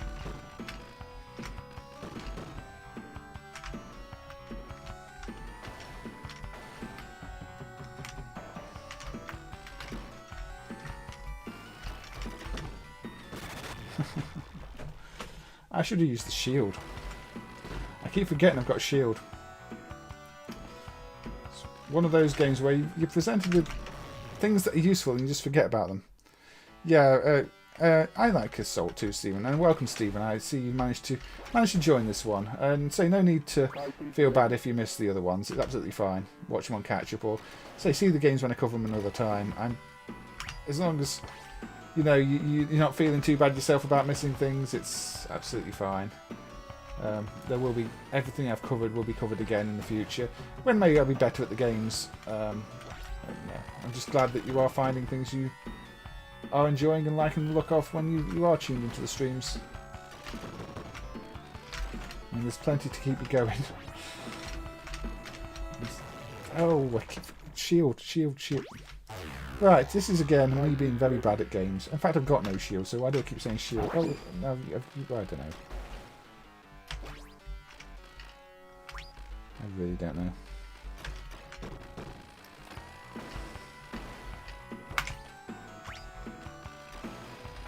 I think I'm trying to rush, it's the problem as well. You take your time, it's better.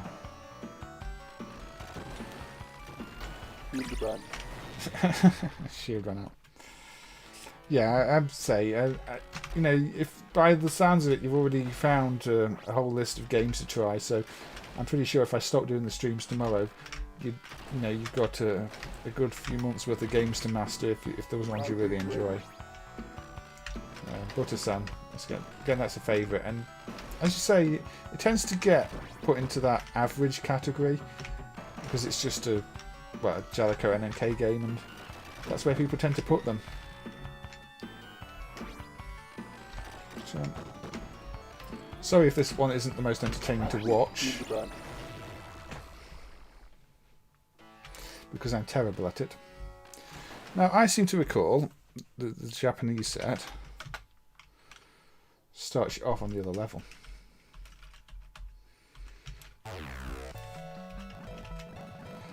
So, no, okay, this starts... Which set starts you off on a different level?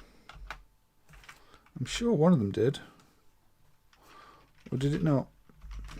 Is the level order different? Is it this one? So... No, okay, I thought one of the sets started you off on a different level, but apparently I'm wrong. Maybe it's just a different order. Oh well. Never mind. I don't remember why I thought that now.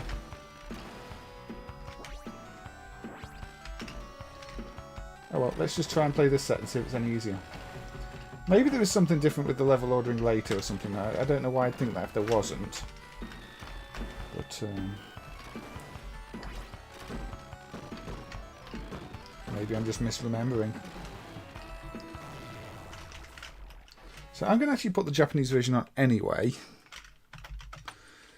because I want to see if the Japanese version is easier.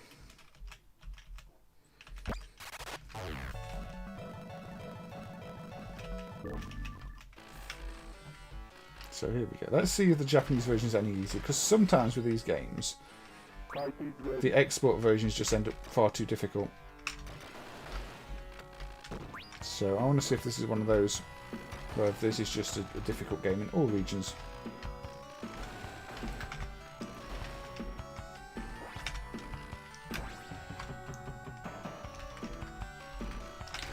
And after I've played a few credits on the Japanese version, I will move on, because I think you've seen what this game is about. And yeah, I like it. Carlo said he wasn't a fan, and that's fair enough.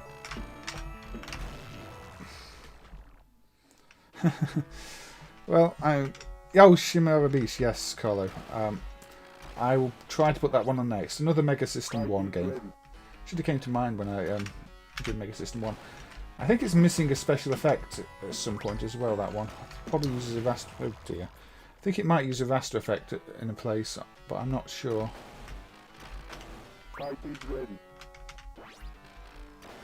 It's difficult. I mean, it's a prototype, so it's difficult to know what is a missing effect and what's just the game not being finished. Engage. Use. Kill things for me. Just kill them for me. That's better. Good ball. Flying. Kill those for me too.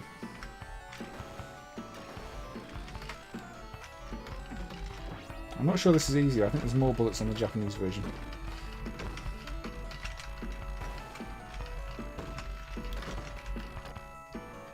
But yeah, I can understand why the difficulty on this might put some people off.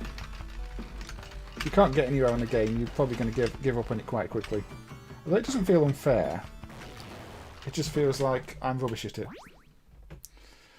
Yeah, it is a good game. I've just completely out of practice on it at the moment.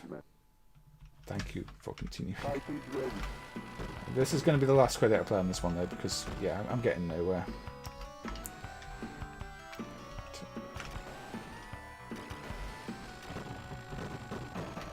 Oh, I'm missing something important with it.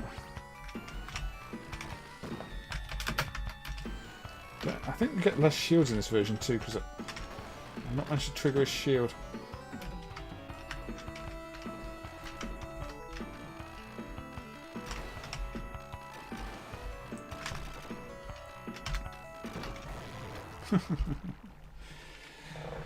It's not my day or not my game, or neither. I'm sure I used to be better at this, but maybe I'm actually thinking of a completely different game. That is also possible. This is the game of the 3D into the tunnel section in a bit, isn't it? I am thinking of the right game here when I'm playing this one. I'm not talking about a completely different game.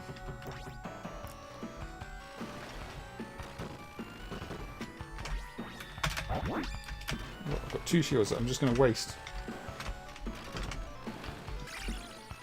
Already wasted one of them. Yay.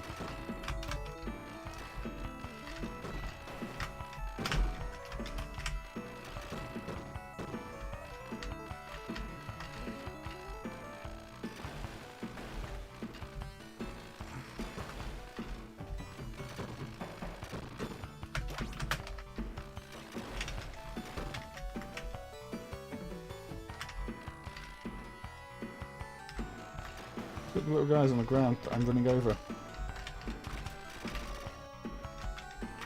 The problem is you're not very manoeuvrable. And you've got a big hitbox. But I've taken that one out. Okay. There we go. Yeah, programmers could be very clever with their faking zoom effects and the like. Here we go. Let's see. It goes into a tunnel shooter, which is, again, well, a tunnel section.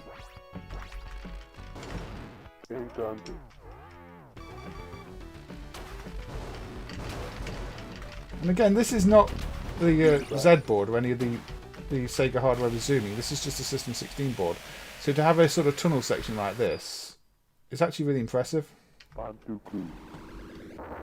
Yeah, we made it to the tunnel, which for some reason I thought was the first stage on one of the sets, but isn't.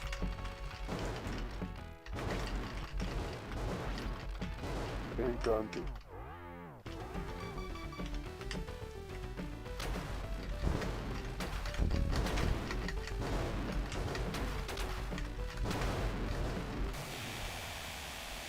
Fortunately, it's just as difficult as the rest of the game.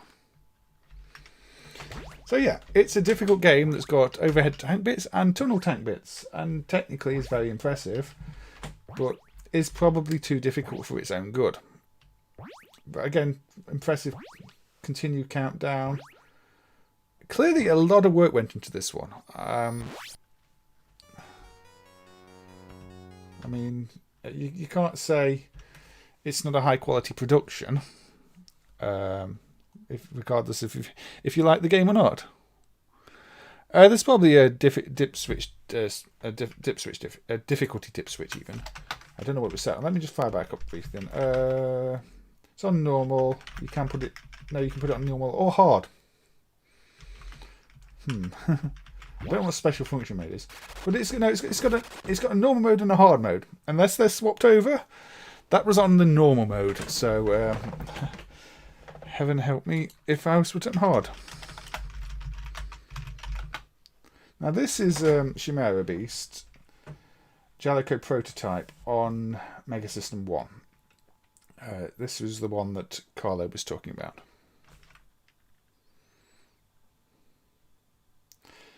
I'm not sure you could.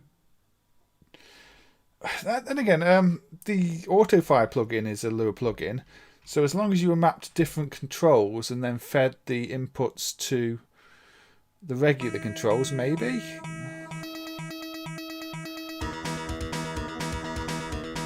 Let's turn the volume down like that.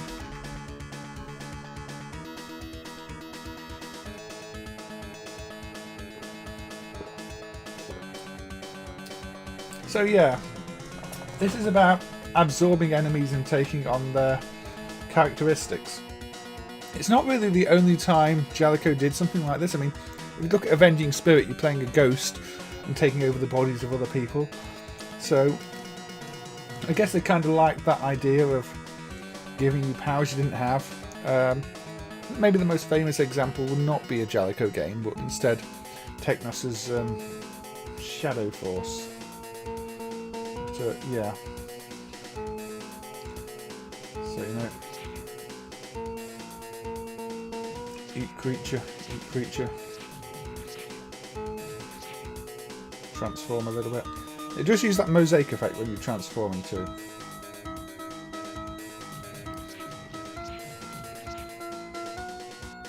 It's all pre-rendered, Carlo. Neo Geo's got an auto animation feature where it can change the lower bits of a tile number, and they use that in combination with pre-rendered graphics to just cycle through a set number of frames. That's why it's not a smooth animation, because it can only do a certain number of frames. But yeah, you're eating creatures and getting your power that way, basically, with DNA. I think the way it was done in Avenging Spirit, where you just become the other creatures, is a lot better than this. But again, it's the same. You know, eat.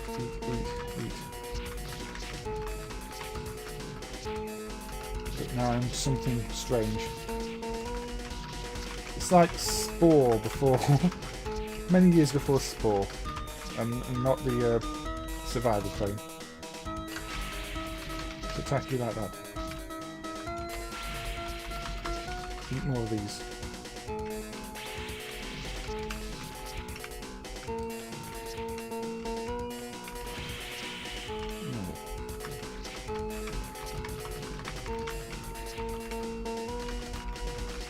It's a very, very odd game. I don't know why it didn't get released. Maybe players didn't really get it. I don't know. Yep. So, cool. You're constantly changing shape and form.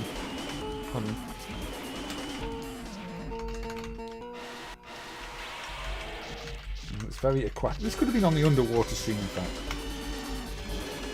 Now I'm getting eaten.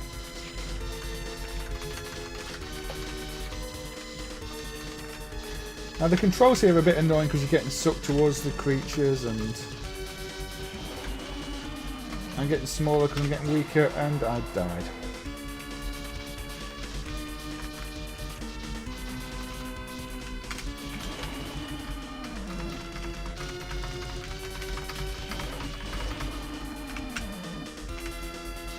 So yeah, maybe players didn't feel it controlled well enough, I don't know.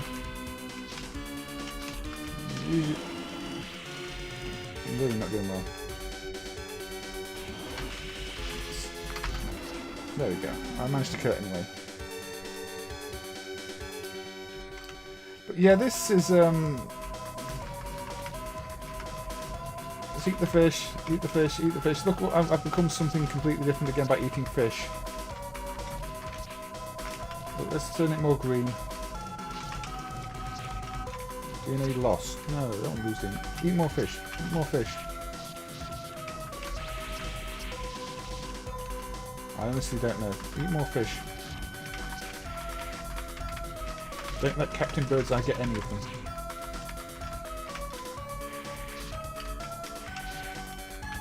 Now, I don't have a guide to what eating what does what.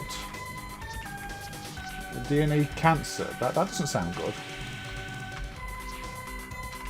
DNA mutation. Okay.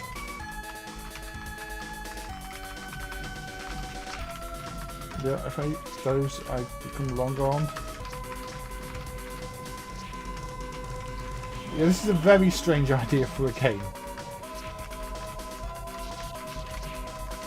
It's just, you know, you need a sheet of what everything does to really understand it, I think.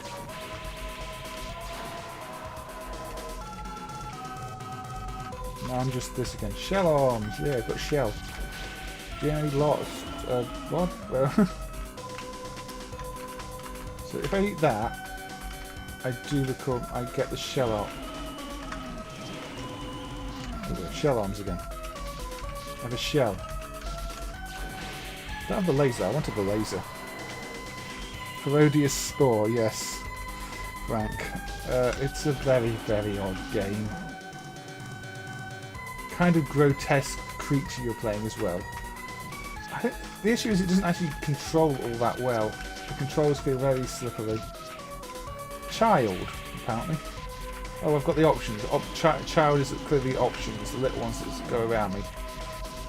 That's kind of handy.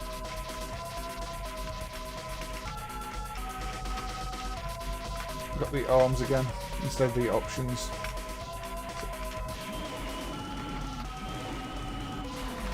I'm dead. Scale arms. I do like the way it uses the mosaic effect to pixelate the thing as it transforms. It means they don't have to have an actual transformation animation, which is kind of cheeky. But it means they can mosaic it, swap the sprite and unmosaic it, which, when you've got so many things to transform into, makes sense from a ROM capacity point of view. So, kind of clever.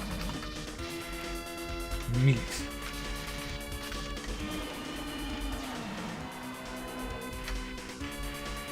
Honestly, I don't know.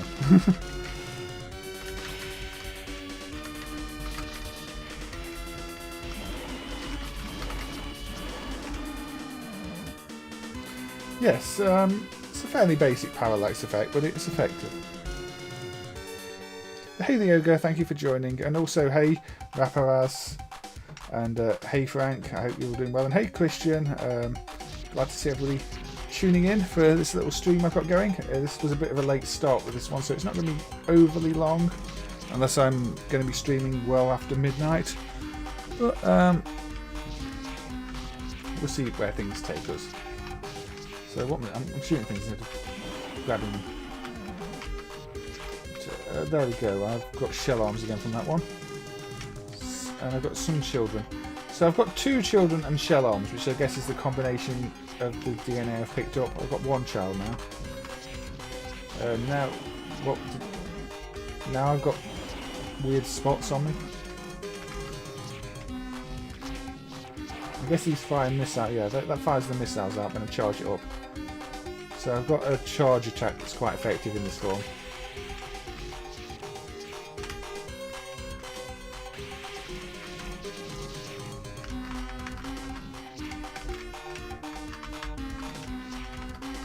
I got shot.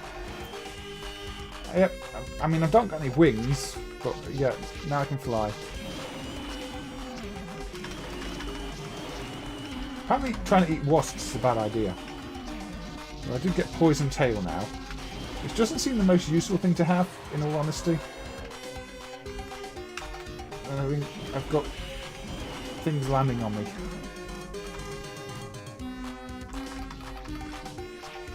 And as far as prototypes go, this is probably one of the ones that clearly had the most developed put into it. Oh, laser? Oh, okay, a laser will do. I lost my laser.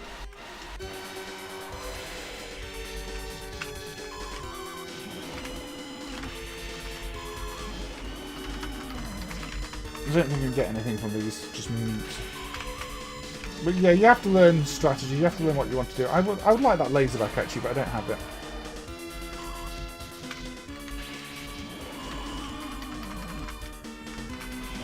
I don't have anything right now. I'm just dying. Yeah, this is evolution. Obviously the clouds aren't real transparencies, as you can see when they're still. When they're moving they look like real transparencies, but they're not. They're just a sort of dither effect, checkerboard effect. Saturn style, even though Saturn could actually blend certain things, we typically associate the checkerboard with Saturn. Although you see the checkerboard type blending on a lot of games these days, but because they're all such high resolution, you don't really notice. If you look at still screens from a lot of modern games, they'll do their transparencies with similar effects. So now we're in a jungle. Got big spiders. Fat tail. Okay. Oh, that is an accurate description. I get fat tail from a spider. Don't really know what advantage that fat tail has, but no. Can't eat that. Anyway. Oh, those give me children, do they? They're the child ones. Okay, so I get some options by eating those. And then promptly lose them again. What do the jumping things give me? I don't know, because they're gone. Now I've got children and a fat tail. Oh dear, Frank. I hope she doesn't read the chat. She might be out to get you.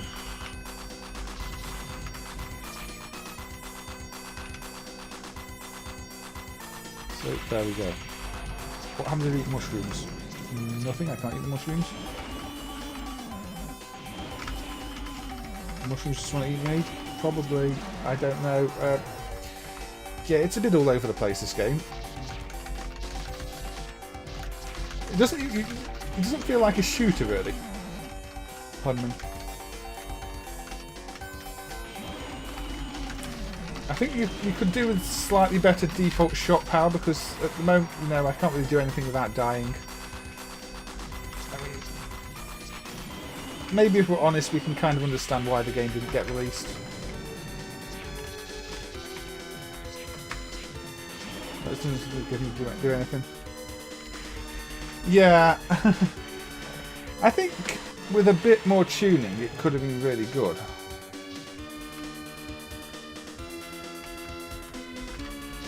There's a solid idea here. You know, it's one of those that I'm glad is dumped, just for how completely ridiculous it is. But yeah, I think we will end with that giant mutant dinosaur crocodile, whatever it is on the screen, that was my downfall. Yeah, they could have made a lot of toys from this on all the different forms.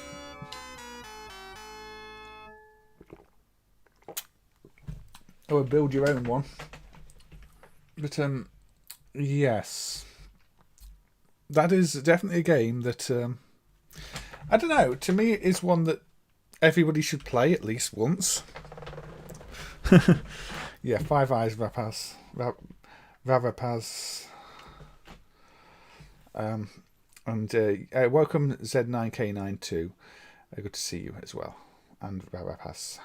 So, I think yes. Chimera is such a weird and fun game. I'm not sure on the fun factor too much. It's a bit frustrating, but it's it's one that's entertaining at least the first few times you play it. I think beyond that, it does start to get a bit annoying because you realise it's not that fair or well balanced, and you have to learn a lot of things. So yeah, now the next one is one that I don't understand why is not on the top list in the first place. Because to me, this is another one of those staple arcade games. Hey Steve, how you doing? Good to see you. Thanks for joining. Now,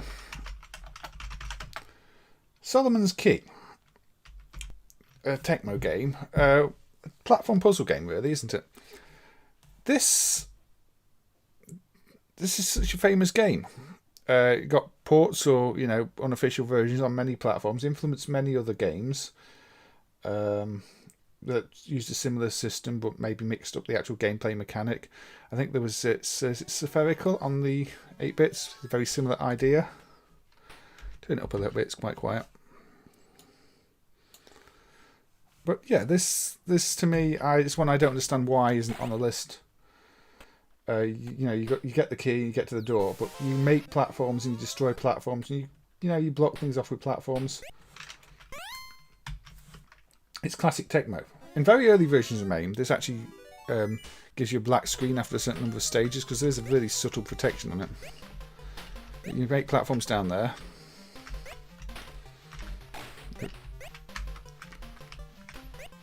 And you jump right. It is a slow-paced game, that is true.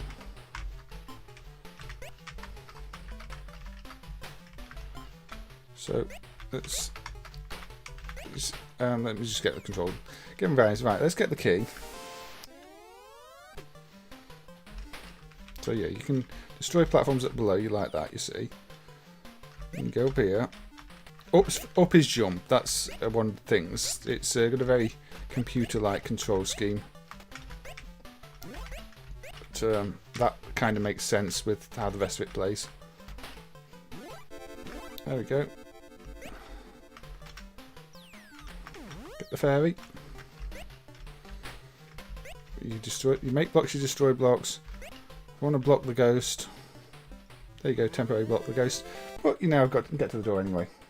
Yeah, this is an absolute classic. I mean, it even got the NES exclusive sequel, doesn't it? Solomon's Key Too Far and Ice. So, clearly an influential game. Yeah, you can break blocks with your head too. Oh. But I do like, I think it's spherical on the 8-bits. Where there's a rolling ball. And it's a puzzle game. It's more of a puzzle game, but very similar to this otherwise.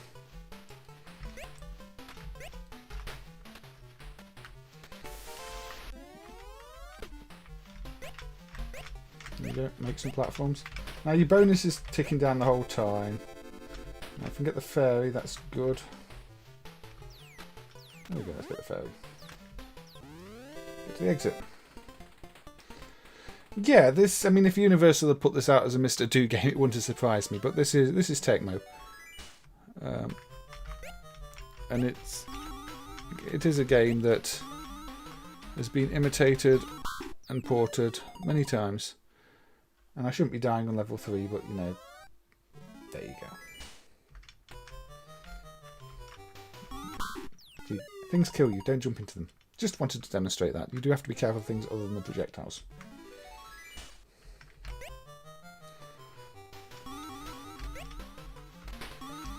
There you go.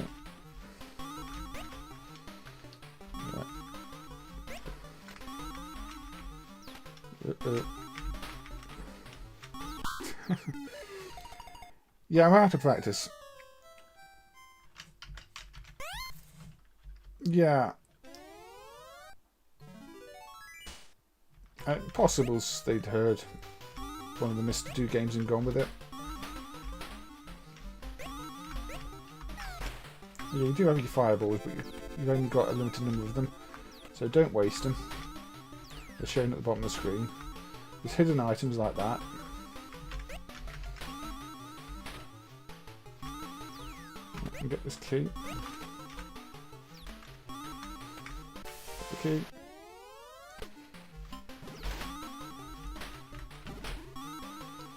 Right. Let that out there. Lock it back in there.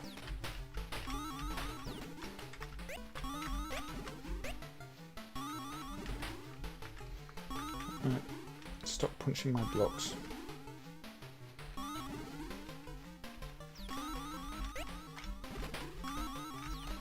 Fall down there. Yep.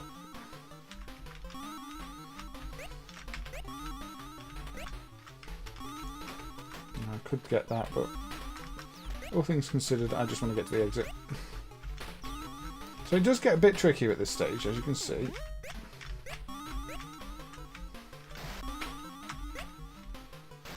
Improve those and get to the exit.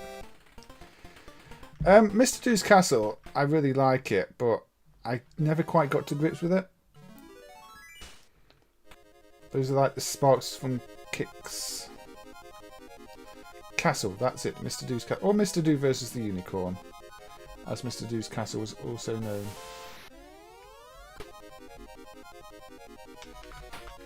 Shall I get the fairies? I could get the fairies. See, it's giving you hints as well for little things there in the middle of the screen, as you can see. Cast a spell on the key at 3-3. I don't think this is 3-3 though.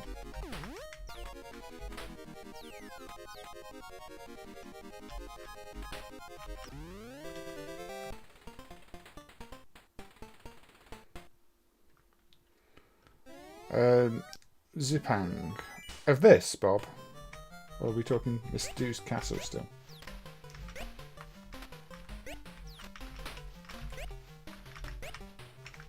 Uh-oh. I really shouldn't put blocks under the portals. If it's a reskin of this, I've not played it. Well, I've not played Zipang anyway. Uh-oh. Again, there's a strong puzzle element. Ah, oh, I'll have to check that out then, Bob. Again, that'd probably be an interesting thing to cover on a stream at some point.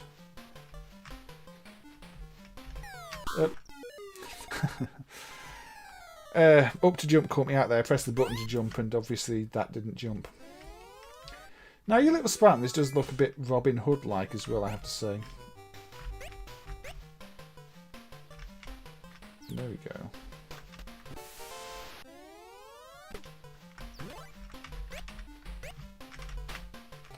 Actually, why not? Let's get that. Let's make our escape. So I could easily see this being a Robin Hood puzzle game. I'm surprised, you know, the 8-bits didn't get it rethemed like that. Yeah, Tang Tang, Maumanian. Tang Tang isn't quite as well balanced. Tang Tang is one of the games I've actually played on original hardware too. I played it at an arcade in Italy. And it's one I kept an eye out since after playing it at the arcade in Italy and wanted to see dumped.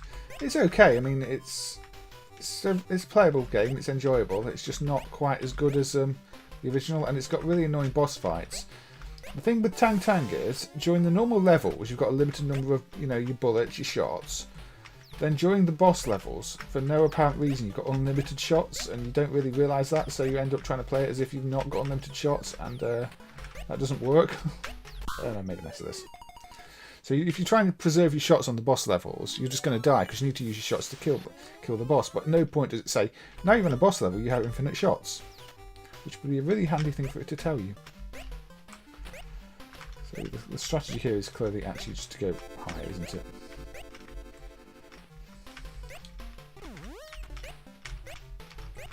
Ooh. Through the door.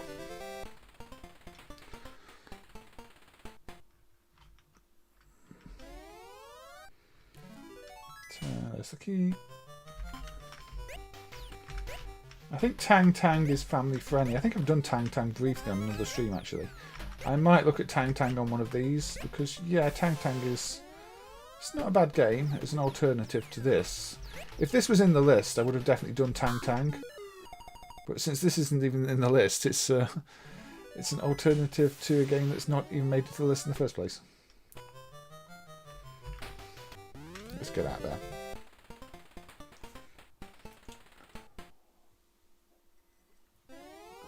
But, yeah, once this credit's over, I'll move on to the next game. A little bit slow down here, but kind of expected. It's an 8-bit game. The hardware isn't super fast, and there's a lot moving now.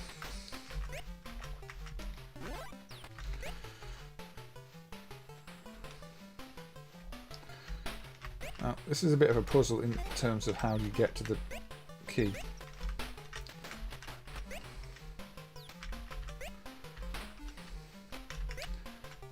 There you go.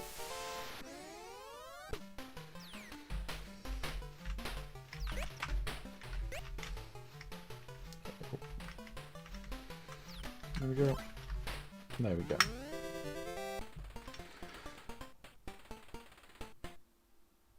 Yeah, that's probably a good idea. It does have very console, computer, Amiga controls, and sometimes it catches you out. But sometimes you just don't pay attention. That catches you out too. So yeah, Solomon's Key. Very strange omission from the list because it would again be one of the first things I put on the list. I think it's really well known, so I don't know if it's the best thing for this stream. It's one I'll look at again in a future stream when I look at the sequel on the NES. Pardon me. But for now, I think that's enough of Solomon's Key. Yeah, Do Run Run is a good one, and I looked at Super Perrier, the clone, which is really not much of a clone because it came several years later and is completely reskinned and changed a lot as well. I looked at those on another stream, and yeah, they should probably be on any list of good games too. There's a lot of obvious choices that are just not on there. I've tried to not necessarily do all the obvious choices straight away, but yeah, there are plenty that should be that aren't. I think I've shown the next one on another stream before, but let's fire it up again anyway. This is a SemiCom game. This is Dream World, which is kind of a load runner type game.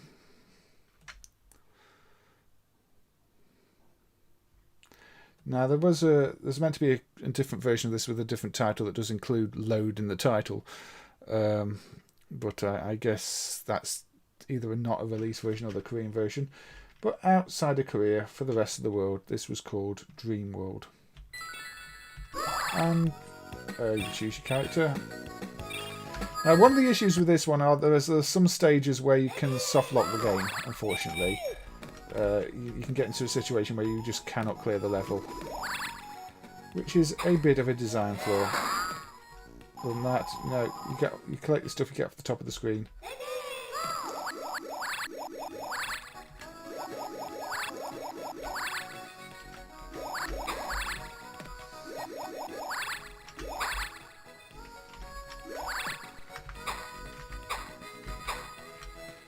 Bonus items hidden away in some platforms. You get the gems. And sometimes the enemies will have taken the gems. And it says run away and you escape the level. Yeah, it says 68020. It's roughly cloned from the Psikyo hardware that runs Strikers 1945, oddly. Oops, I didn't want to use my special power here. That is another way to clear a level. If you kill all the enemies, you can kill all the enemies. That's another way to escape the level. You get all the gems, you climb the ladder. That's a way to escape the level. It is just a shame there are some levels where you can soft lock it. Like I said, I mean, it needed a bit more time in the oven, like many of the Korean games. Yeah, okay, don't do that.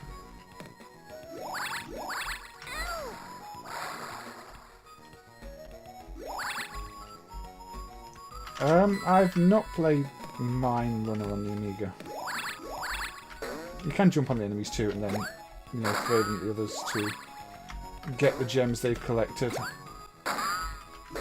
So, where are my gems? There you go.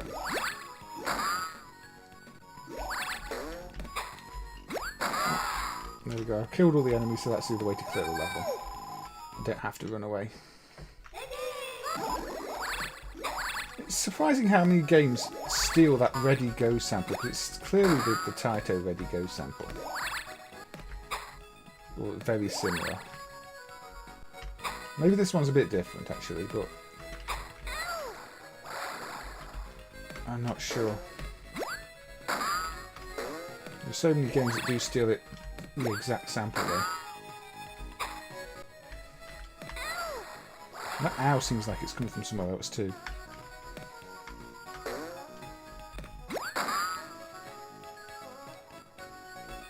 Yeah, I'll have to check out mine. The problem is that Amiga works really badly in MAME, and I usually stick to MAME for any of my emulation stuff. Oops, didn't mean to pallet here. Hang on.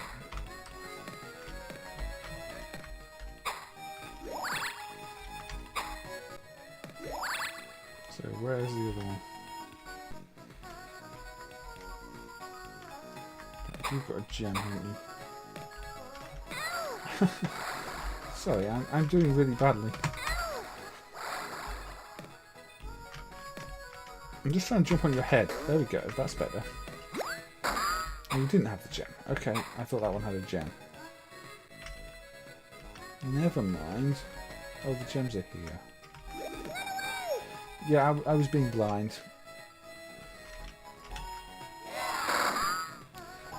So, there are a lot of Amiga games I really like, though. I mean, I'd love to be able to do... If Amiga worked better in MAME, I'd probably spend a lot of time streaming Amiga stuff. Things like Benefactor. I really like that game.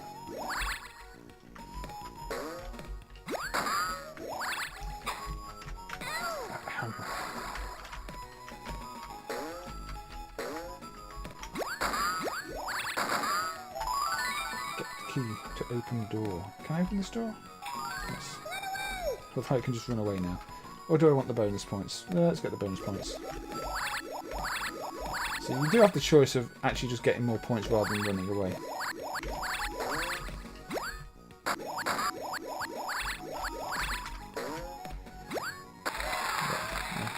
I got the things and I cleared the enemy, which gets me a perfect instead.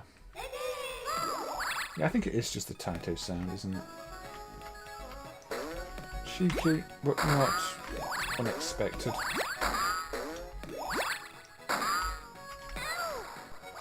In fact, I think most of the sound effects are taken from somewhere else.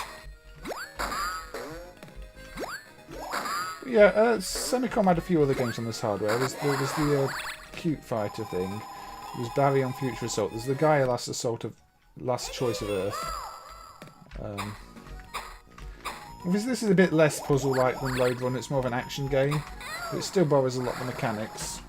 I quite like it. It does have its flaws.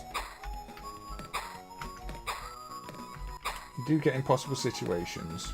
So you can't bounce on their heads to do anything with them. And that is one of the issues that I think comes into play on the later stages.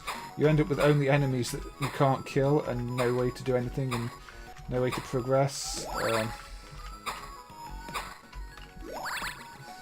And sometimes they've got a gem. And if they've got a gem and you can't kill them, you can sort of understand the issue you're going to face.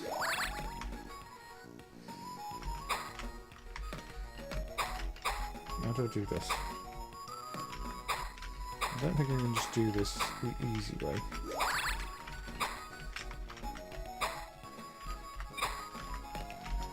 Hurry up. Yes.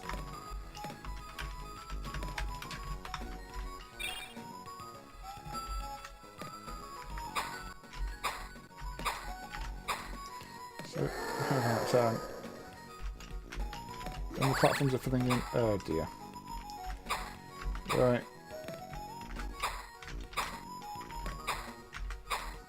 So you do get your little load run light bit there. So yeah, I've got that. I've got that now. I can run away now, although not while they're on the ladder, obviously. Get off my ladder. Get off my ladder. There we go. Yes. Nice samples that aren't original. Oh hey Aaron, thank you for joining. Fried chicken's always good. Got a bit of a boss fight here. You know, I think fried chicken is probably a very good reason not to be on the stream.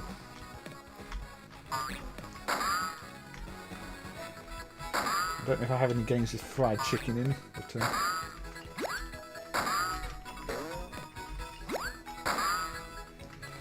yeah, I mean, we are over 2 hours now, and this is probably only going to... I can keep going. It's not midnight yet.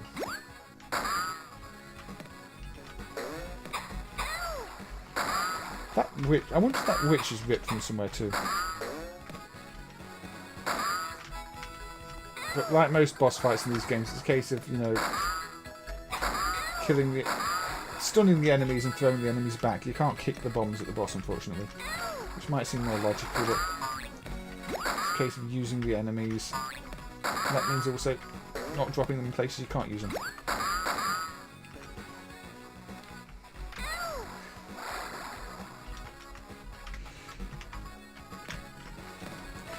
But, the backgrounds here use a technique of using 2 layers to display one background, so they can effectively get twice as many colours. It's a bit cheeky, but that is how they've done it. And if your layer alignment's not correct, it looks awful. Taito did it in a few games, actually. I think the incredibly bad Operation Wolf 3 does it, and the alignment of the layers in MAME is not always correct, so it looks even worse than it should.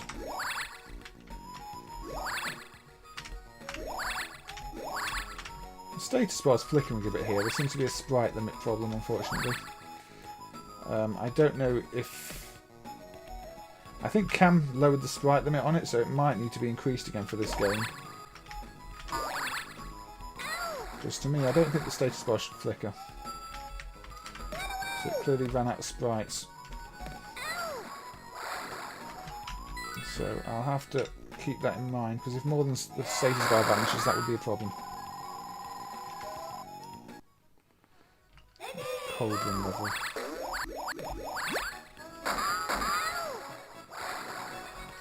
Anyway, you see you've got your little bars to climb across like load them now.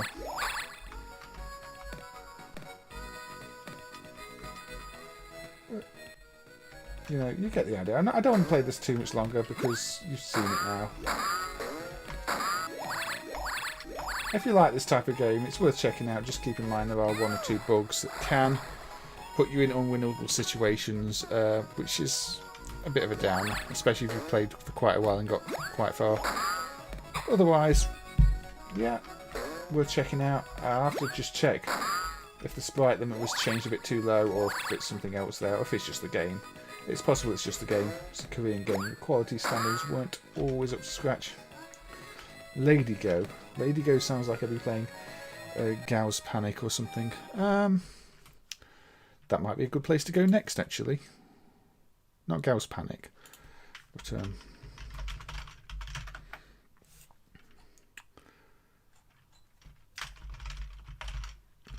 if you don't want to play adulty Gao's Panic, Kaneko did put out Panic Street, which is kind of a more family-friendly thing, based on the newer Gao's Panic games. Is there a reason the background looks low res? The game runs at 320 by 240? I don't know. It's using a technique to double up the colours by using 2 background layers, as I said. Otherwise, they're just canned photos and the like, aren't they? So this is Panic Street, which is kind of a cute Gao's Panic thing.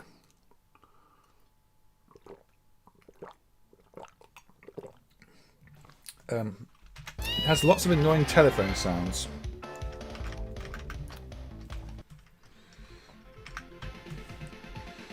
So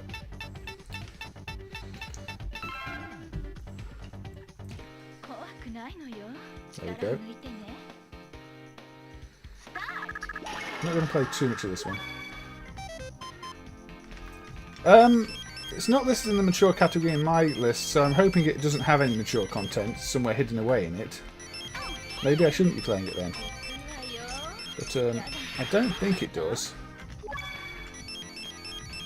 I'm pretty sure the idea of this one is that it wasn't unsuitable. But you get the idea. Yeah, you have kicks. but with lots of animated telephones and the like. So, yeah. I mean, maybe I should actually not play this one for now until I check it out again. I'll just check the service mode, actually. I want to check the service mode. Because it's not on my mature list, but that doesn't always mean much. This is what I just want to make sure we're not. Game assignments. There's nothing there to change the censorship. Okay, I might. If this is still on some mature lists, I'm going to check it out off stream and come back to it another time. It's not on the mature list I've got, and I don't remember it being a mature game. So I remember the point of it being that it wasn't mature. But I'll check this one out another time then. Just don't want to risk that. So I will check that one out, say, on another stream. I think it's safe, but if it is still on some lists, I will not take the chance. I mean, I've seen Dancing Eyes on some of the lists, and I thought Dancing Eyes was not mature. You know, you might be taking clothes off, but I didn't think there was any nudity in Dancing Eyes. So the lists are sometimes a bit uncertain. Let's just go with a shoot 'em up then. Yeah, I think the same mesh drivers, but I better be on the safe side with that one if some people still have it listed like that. I'm pretty sure it isn't though, but I'll do it on the next stream after checking that off stream. Instead, we'll play Irem's Air Assault, aka Fire Babble.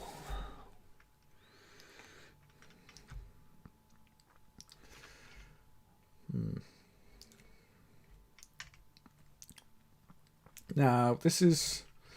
I really like this. It's a bit of a Raiden rip-off, but well presented.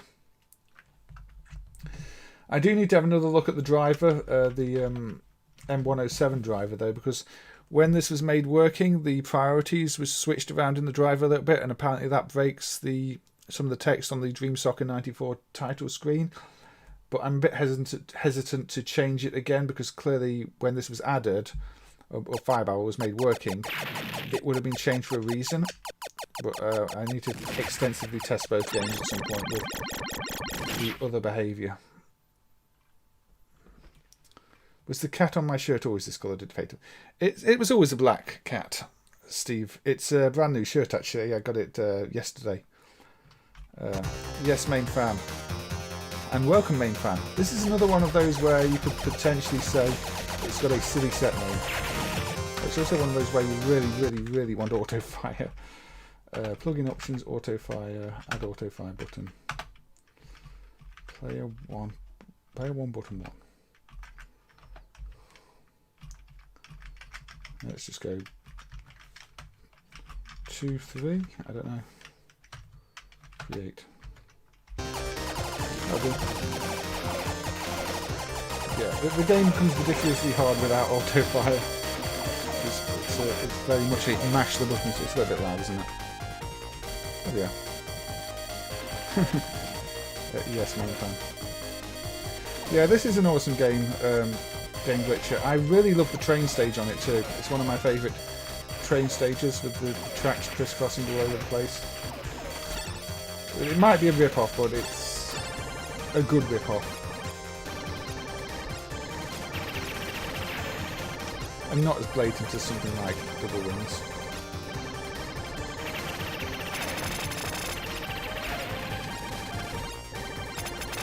Now, this version is actually the version that was on location in London many years ago. It's the same board that was there, and it's possibly a prototype version, but it seems to be the same code revision as the export, the Japanese version, so it is added as the parent set.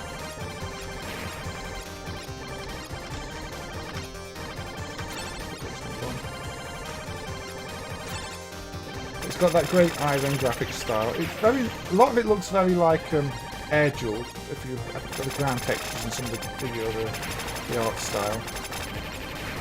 But this takes up a notch. Sky Shark. I don't know which of the Sky Shark, Fire Shark and everything on the lists. I know Fire Shark itself isn't there. So, Fire Shark is Sky Shark, isn't it? Zoom effects. Clouds. Yeah. I think Sky Shark is the US name for Fire Shark, isn't it? Is it? Or is Sky Shark a different one?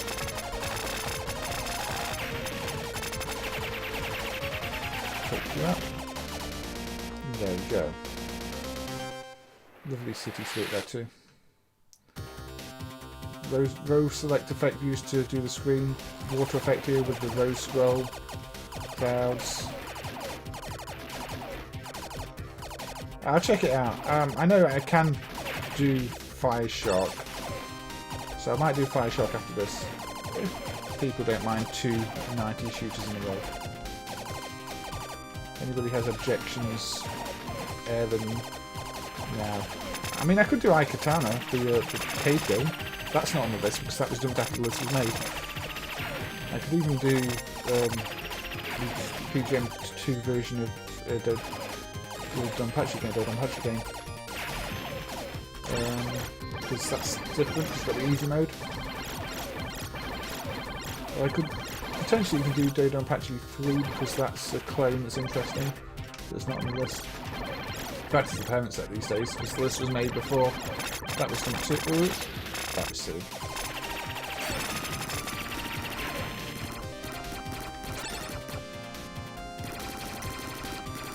Oh, Sky Shark is Flying Shark. Sorry, Flying Shark I think is on the list. Yeah, I get that series mixed up. I don't think I can do. I don't think I can do Sky Shark then. I think Flying Shark is on the list. But, too many sharks. I think my favourite thing about Flying Shark is the bootleg that's called Fly-In Shark. You know, not Flying Shark. Where they've hacked up the Japanese version and changed the title screen. Yes. Oh, we've got a laser here, look. No sharks, but we've got a laser.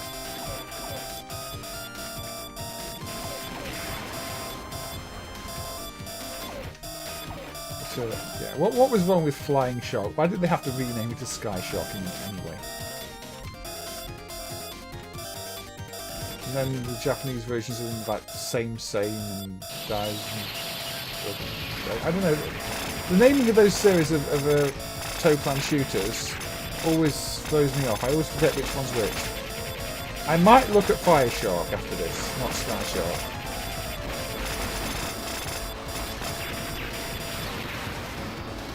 I'll call that a draw. We died at the same time. No ill-tempered sea bass.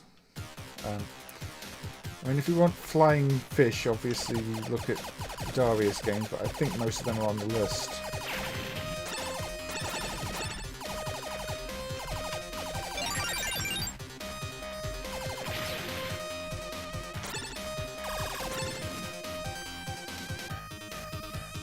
I'm enjoying the soundtrack here.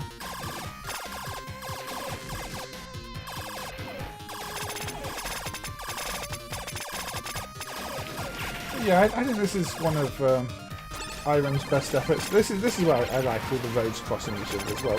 Look at the layers here, and the tanks going under and the bridges going up. It looks really good.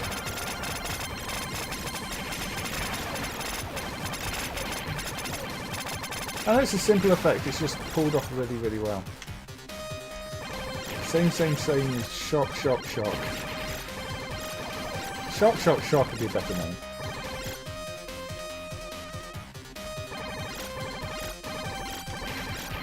It could be Alan. Could be.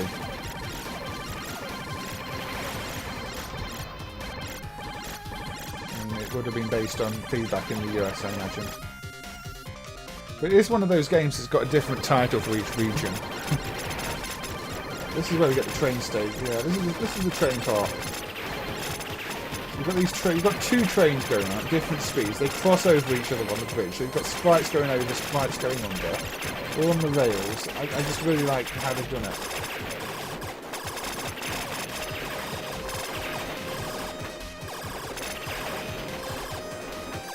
Right. Is it correct? I don't know. This is the part where I do wonder about the priorities at times, but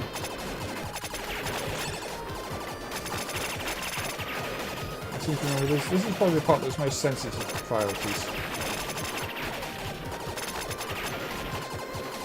Because they do have to crisscross over each other several times.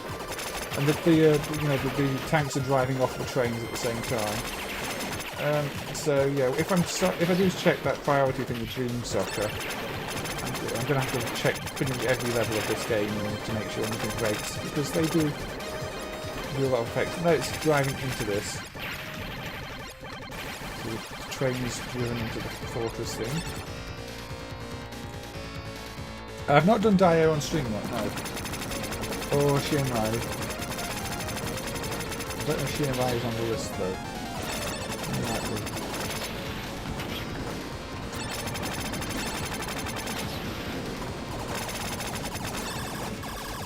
Anyway, after this stage, I'll move on to another game.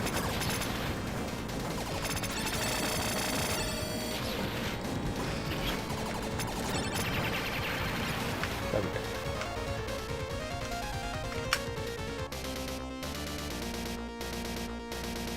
Yes, definitely give Air Assault or Fire Barrel, as it's known in Japan, a try. I think it's one of Irem's best games actually.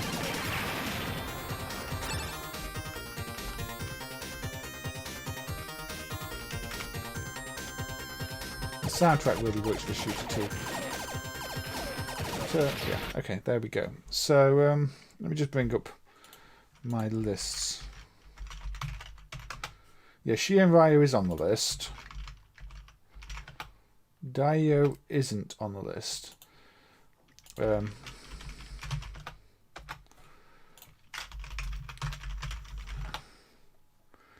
Fire Shark is not on the list, is it?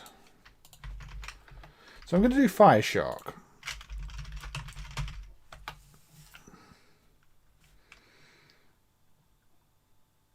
Air Gallet's quite well known, Steve, because it's one of the ones on the cave type hardware, so people tend to play the cave games and play that one too. It's still a good game. I think it's already in the all killer list though. It is one that is quite well known.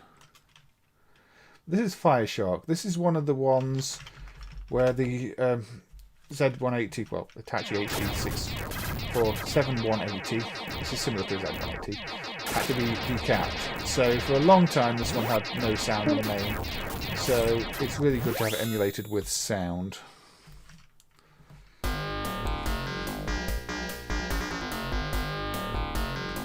Yeah, Shien Ryu is basically a reworked version of Daioh, I think. A lot of it is very, very similar.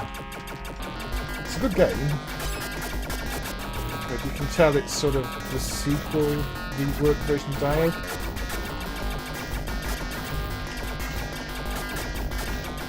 I might put Daioh on after this and close the stream out with some shooters. I mean, they're all 90 shooters. I do have quite a few 80 shooters that I've not looked at. Sega's Guardia and things like that I'd like to cover at some point. But this one, I'm bad at this. The bullets come fast at you.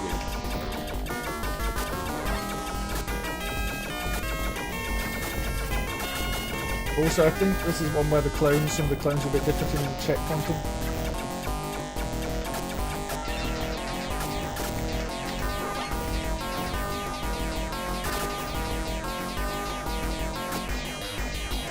Get that weapon.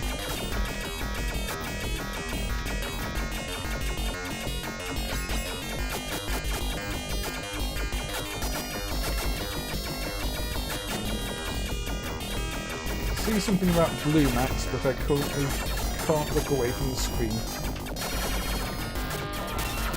There we go. Fire weapon. So this is the weapon that gives the game the name Fire Shark.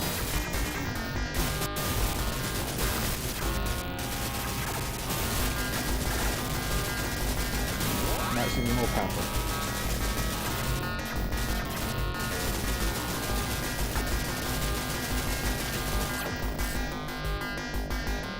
That's why you don't crash into bullets. Lost my lovely fire weapon. And again. So this one, yeah, this one doesn't send you back. I think maybe it's the Japanese sets that are checkpointed on this. I'm not entirely sure. Ooh, don't have much speed at the moment. Okay, bomb.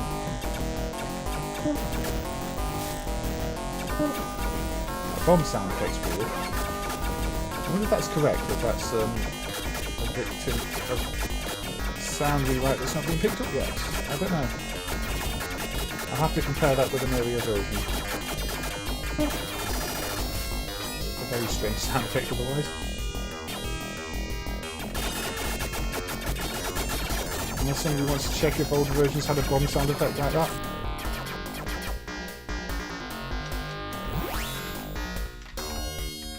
No sound effect.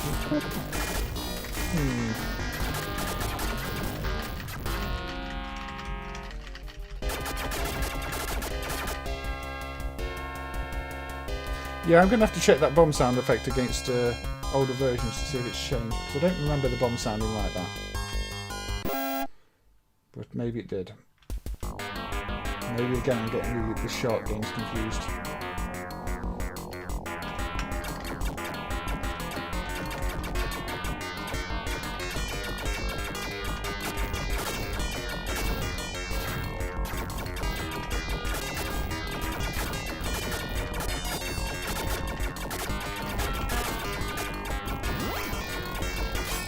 Hey Santeri, thank you for joining.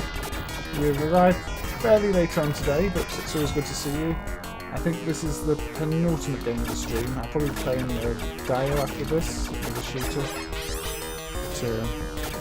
But, we are on 2.5 hours like that. Yeah, Fire Shark. A classic Toaplan game. Say where the CPU had to be decapped for the sound. All the sound music patterns are inside the CPU. No external one at all for it. So no way to run your own code. No easy exploits to look for. Worst case scenario really. Well, no, maybe worst case scenario is being in this plane and piloting.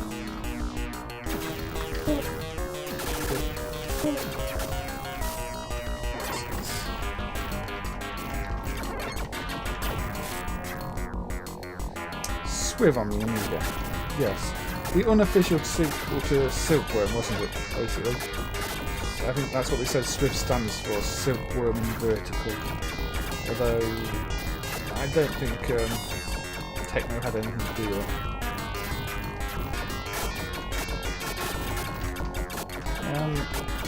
Mega Swiv was on the Mega Drive too. Unfortunately, like a lot of Amiga games, it doesn't hold up quite as well as you remember. The frame rate's a little bit off.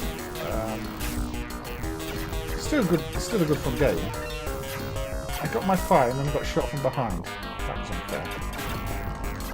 Anyway. Fire Shark. I want my fire back. Not the green one. Which one's red one? Anything but the one I want. Anyway, you're seeing me die a lot. Note to self, do check out the sound, the bomb sound, because it didn't seem quite right. But maybe that's just the bomb sound. Yeah, the bomb sound's very weird.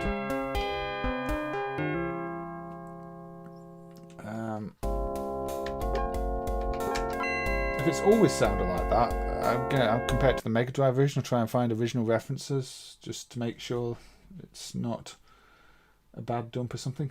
Now, I do like the way there is a shark in the Fire Shark logo. That is a nice touch. I think that's my favourite shark. In fact, maybe I should make a custom icon for the channel of that shark at some point or something, if I can do that.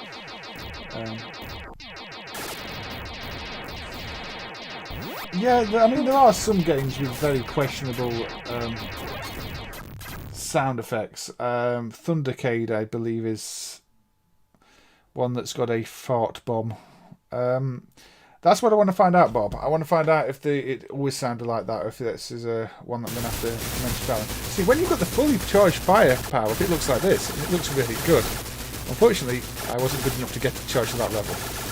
There you go. That's a very impressive fire. And that's the very odd sounding bomb again. Yeah, that bomb really doesn't sound right, does it? At least not to my ears. Right. Daioh. Now, another prototype set of this was just added, but I think it's really close to the final anyway, so I've not seen any differences that make it worth covering. This is one of those games that can be used as a 6-button game or a 2-button game. 6-button mode, you've got access to all the shot types and all the bomb types on different buttons. 2-button mode, which is the Japanese version, you collect, the usual changed weapon powers. For the sake of playing it, I'm going to put it on Japanese mode so that I've only got to handle 2 buttons. Yeah, another 68k.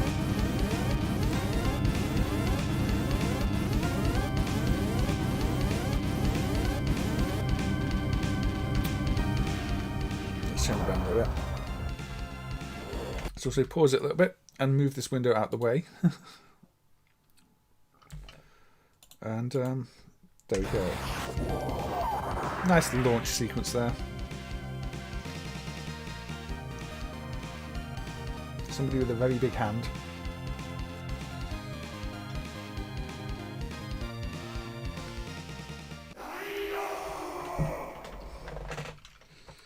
So yeah, it's basically Shinryu, but older.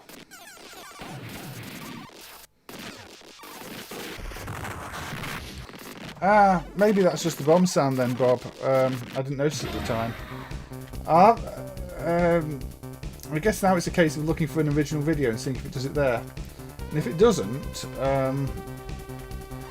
it's possible, we might have to decap another chip if it really doesn't do it on the original hardware.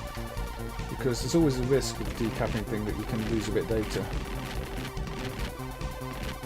So, thank you for checking anyway, because it did sound odd to my ears, but I'm going to be hypersensitive to those things at the moment because I'm kind of looking out for any sounds that sound weird. But sometimes games do just have weird sounds. But yeah, if it's like that when it was first added, then it's not going to be an FM related regression. But what we need to find now is an original reference video.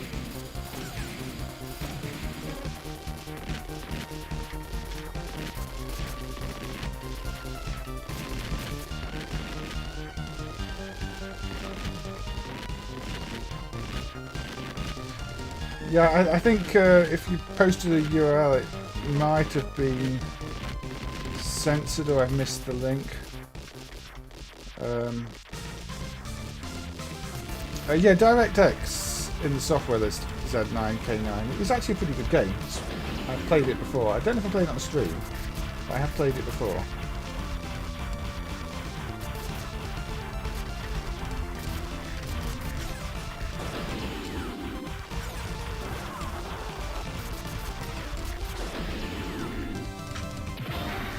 Ignore the fact I'm really bad at this.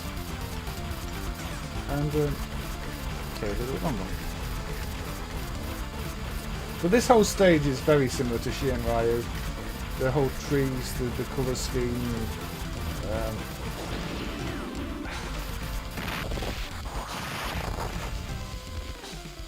Yeah, I mean, it's not even presenting it to me to,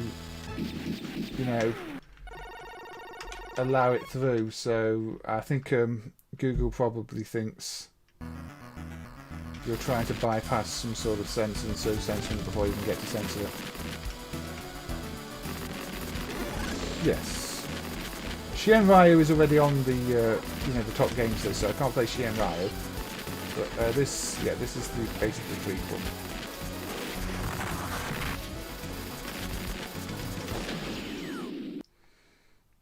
It's also got checkpoints.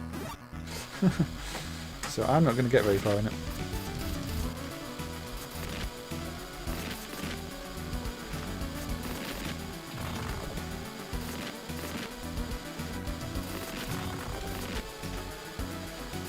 It's not.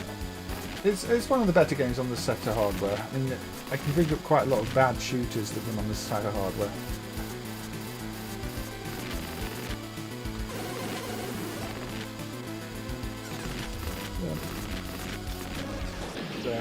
Straight into that. Those look like surprise faces to me. There's a bit of sprite dropout and a bit of sprite flicker, but I think the original hardware does that here.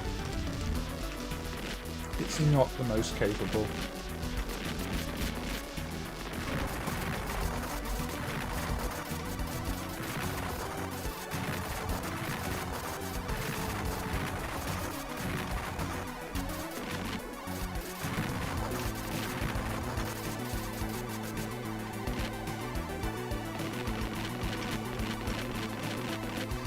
I think this might be because the Chimera was already on the list.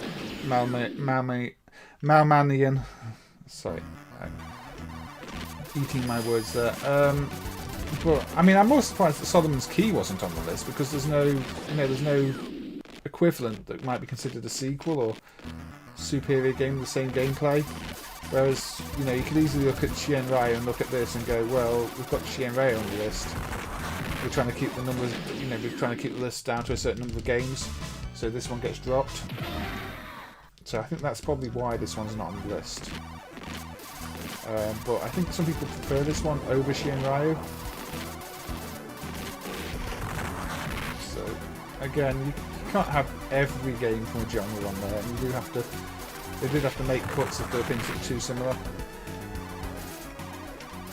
Yeah, there are a lot of notable omissions, which is why I'm doing these streams. Pardon me. Which is why I'm doing these streams.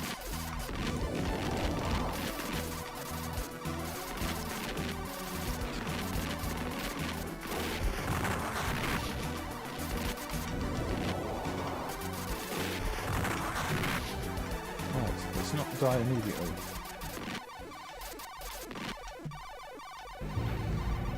Lasers.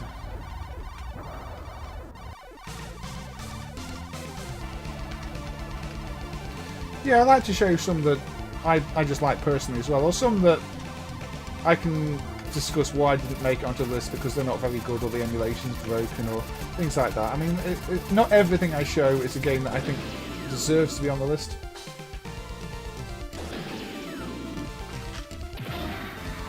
The movement of these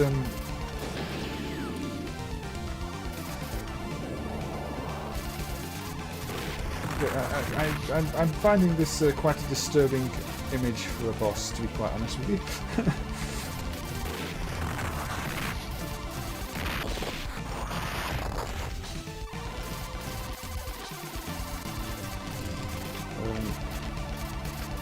Now we've got lots of rains with faces on. This has got strange art design, I have to say. I wasn't prepared for that, or this.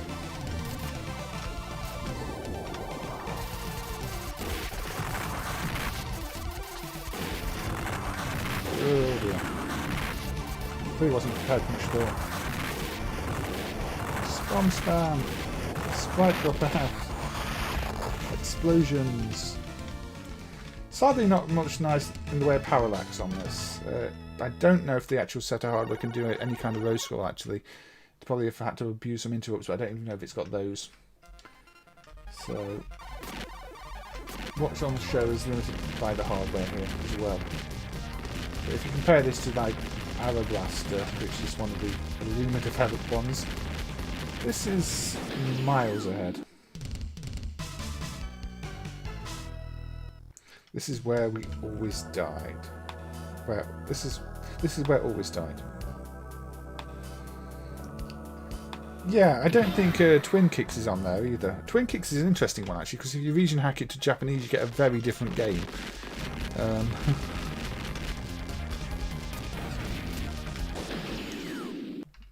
Okay, okay, this is Daioh anyway. I think I've shown enough of Daioh. You get the idea. It's a solid shooter on a SETA type hardware. I could possibly round this up to 3 hours if I do another 10 minutes. So, yeah, I may as well do another 10 minutes while I'm here. Just go something very different. A Neo Geo game that's not on the list. Because there are some Neo Geo games not on the list.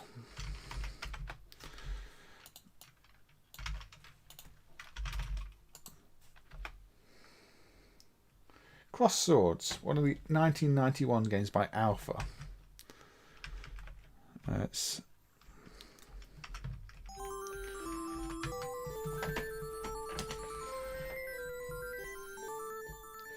No, the original Kicks is slow and a little bit painful to play. Volfied is better. One of the C-chip protected games as well. Timings of the attract mode are slightly off on Volfied, though still. It doesn't quite behave as it should in the attract mode, but that's not protection anymore. That's just something with the timing that doesn't make sense. So this, of all the early Alpha games on the Neo Geo, I think this is actually the one I like the most. I didn't always like it. But if you compare it to, say, Ninja Combat or Ninja Commando and some of the other early ones, this actually holds up quite well. And it's different. It doesn't play like a generic game you've seen before. It's got that sort of punch-out feel to it, but with swords and scrolling, and you know, I love the metallic the gold metal outline the characters got there too. Very stylish. And the sequel was a CD-only game that got converted by Razula to bootleg cartridges. So the sequel is also in MAME as an arcade game, although it lacks the original sound from the CD version. It's kind of hacked to use, sound from I think this one, because the original had CD audio. So it's also meant to be a prototype of the other version, but maybe it just never existed as a cartridge, because I don't think anybody's ever seen it in original non-bootleg form as a cartridge. You time your attacks, control your character, you dodge things. So it's punch out with swords and fast-paced rounds. Yeah, Omega Fighter's a good one.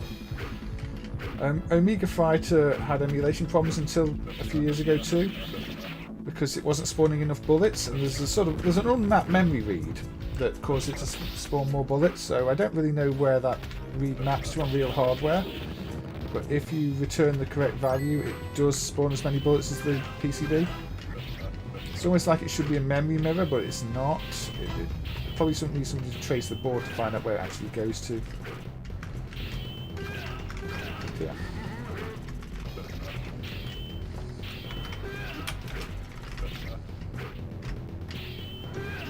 I'm not very good at this.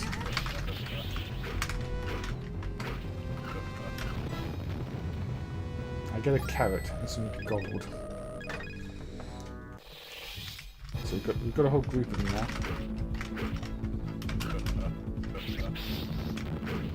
They explode.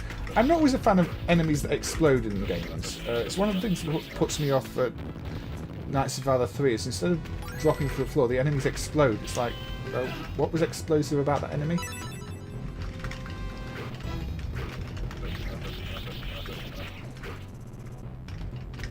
So, yes, I just think this was a good idea, and there aren't enough games that really do this. There was Super Spy too, but I don't like Super Spy as much. I think Super Spy is a really ugly game. Whereas this has got a better style, just far better artwork.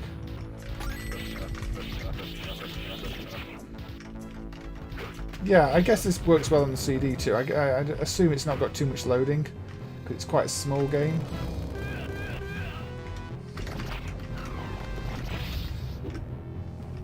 You are quite limited in where you can move, and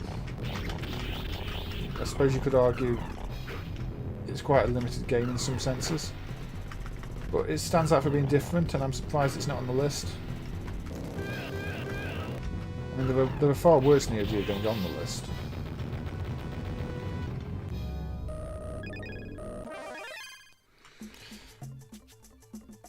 They exploded because Teenage Mutant Hero Turtles. Yes. It is possible. A bit of censorship. But, go faster. I want to be Sonic. Well, that didn't turn me into Sonic. Punch Out would be a lot easier if you had a sword, wouldn't it? I don't think Mike Tyson would be very happy in the NES version if you had a sword.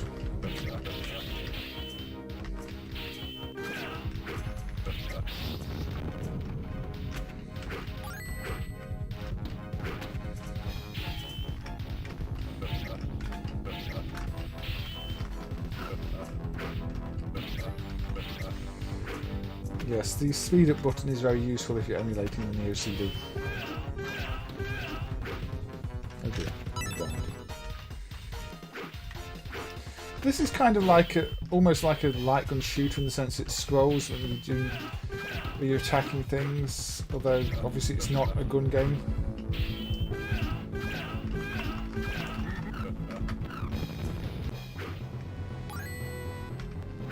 Teleporting.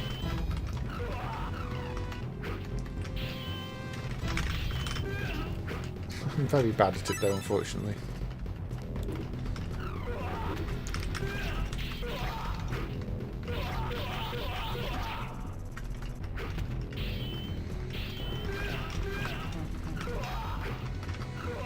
Right. But yeah, people explode into little pieces on this too, like that. So even if it's an explosion, you do get the armor parts flying around, which is a nice touch. So I guess that's why it doesn't bother me as much as say it does in Knights of Valor 3. I don't know. There's obviously a lot of recycled enemies too, because like this is an early Neo Geo game. It's not one that really pushes the content, the capacity as much as the later ones.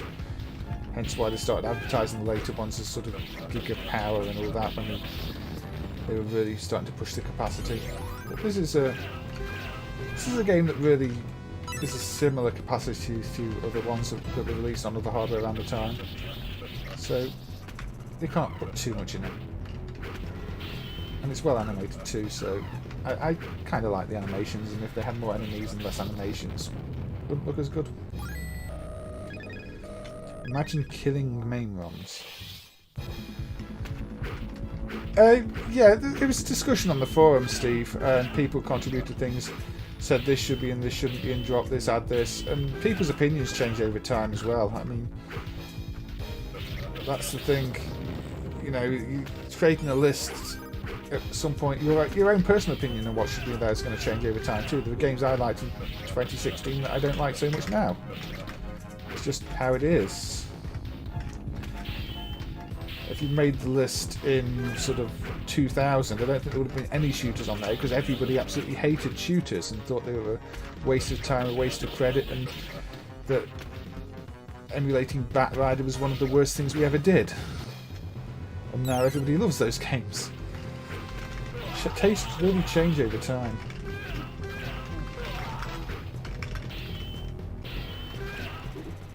So, my mindless credit feeling of this is not going to impress anybody. I fancied a bit of hack and slash.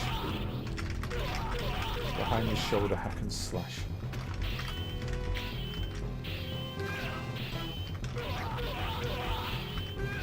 It got put in arcades. I mean, I know bootleg cartridges it was sold.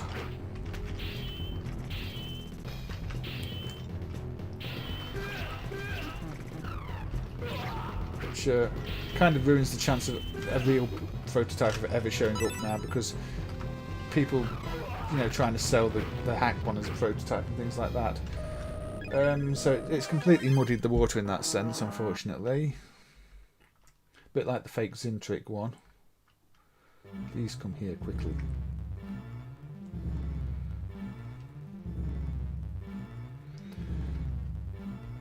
It is probably on any of the current multi-carts, yeah.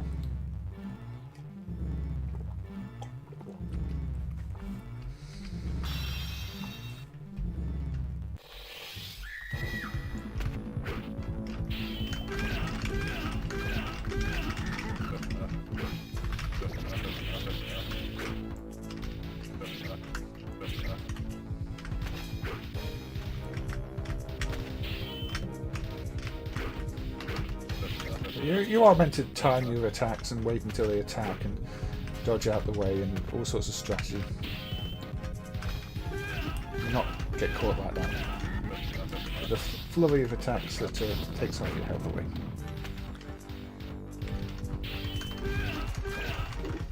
They certainly don't. And then they export all their dodgy stuff to the rest of the world. And that's how you end up with these awful Pandora's boxes everywhere.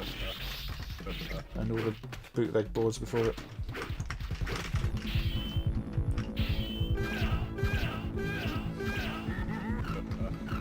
Absolutely awful products.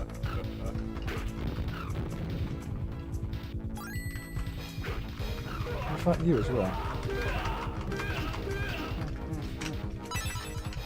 Enjoy my spam attacks.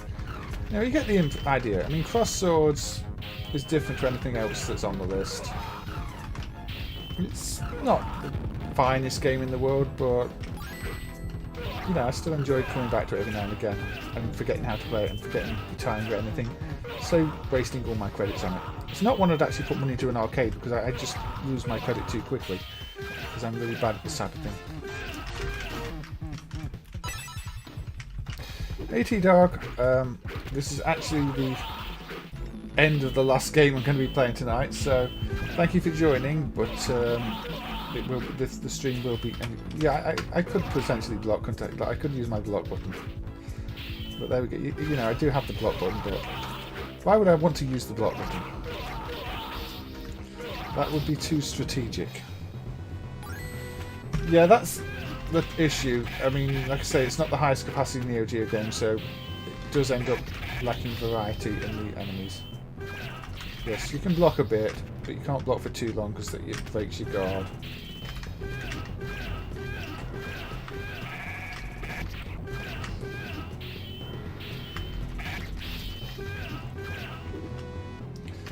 Anyway, he can beat me. And there we go. Apparently we have been hung. So if we were censoring things on by making them explode, yeah, okay. They call you bluff and show a goat, yes. Well, yeah, I don't dislike this one. I think it probably should be on the list just based on playing different. You want variety, you want something a bit different, and this is one of those games in the Neo Geo library that stands out for that reason, and it's not bad. It's not like Riding Hero bad. You don't put Riding Hero in a Neo Geo cabinet for variety because it's just bad. This one you can put in a Neo Geo cabinet and still people, you know, it would be enjoyable for people to play, I think. No, it's two-player like you see in the track mode too, so play with a friend, take up your own little bit of the screen. Yeah, so I'm going to close this now, and yeah, T-Dog, there's been plenty of good games played tonight. I think it's gone well, actually, this stream. I think everybody has been enjoying what they've seen. So, Riding Hero. I put it on briefly. It's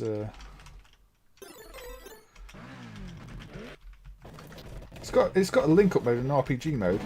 But this came out many years after Hang On. Many years after Hang On. And this is the extent of it. It's just like, okay, very basic road, very basic gameplay, very unexciting. Oh, look, I've got turbo, I can go faster, I can go off the road. It feels like a racing game you'd find on one of those plug and play units, to be quite honest. But anyway, that maybe some people like Riding Hero, and it does have a link feature that needs an MCU emulated, otherwise it locks up. But yeah, it's not great, and the road doesn't really change. It's just like that. It's like they could have done so much more. I know the Neo's not really suited to drawing roads and things like that, but they could have done more than that. Anyway, yeah. Yeah, Hang On was far more fun. Super Hang On was far more fun. Most things were far more fun than that. It's not a good demonstration of what the Neo Geo could do. So, with that, I will end the stream. So, thank you to everybody who's been here. It's been very busy in the chat again, and it's always good to see. Steve mentioned Golden X. I think Golden X is already on the list. If it's not, it would be one I'd consider for another stream. But anyway, yes, I will see you soon. I don't know when the next stream will be. Again, I've been doing them every day at the moment, so it could be tomorrow. It probably won't be Wednesday because I'm quite busy on Wednesday. We'll see. I don't know. If you see a notification, feel free to drop by. And I've still got plenty on the list. Plenty of good games. So I will catch you all soon. Thank you all and good night. Yeah, you caught the tail end, unfortunately. I am just waving goodbye right now. But feel free to, hop onto the catch up and enjoy the stream. Just unfortunately not in the whole interactive live way. And yeah, take care everybody. See you soon.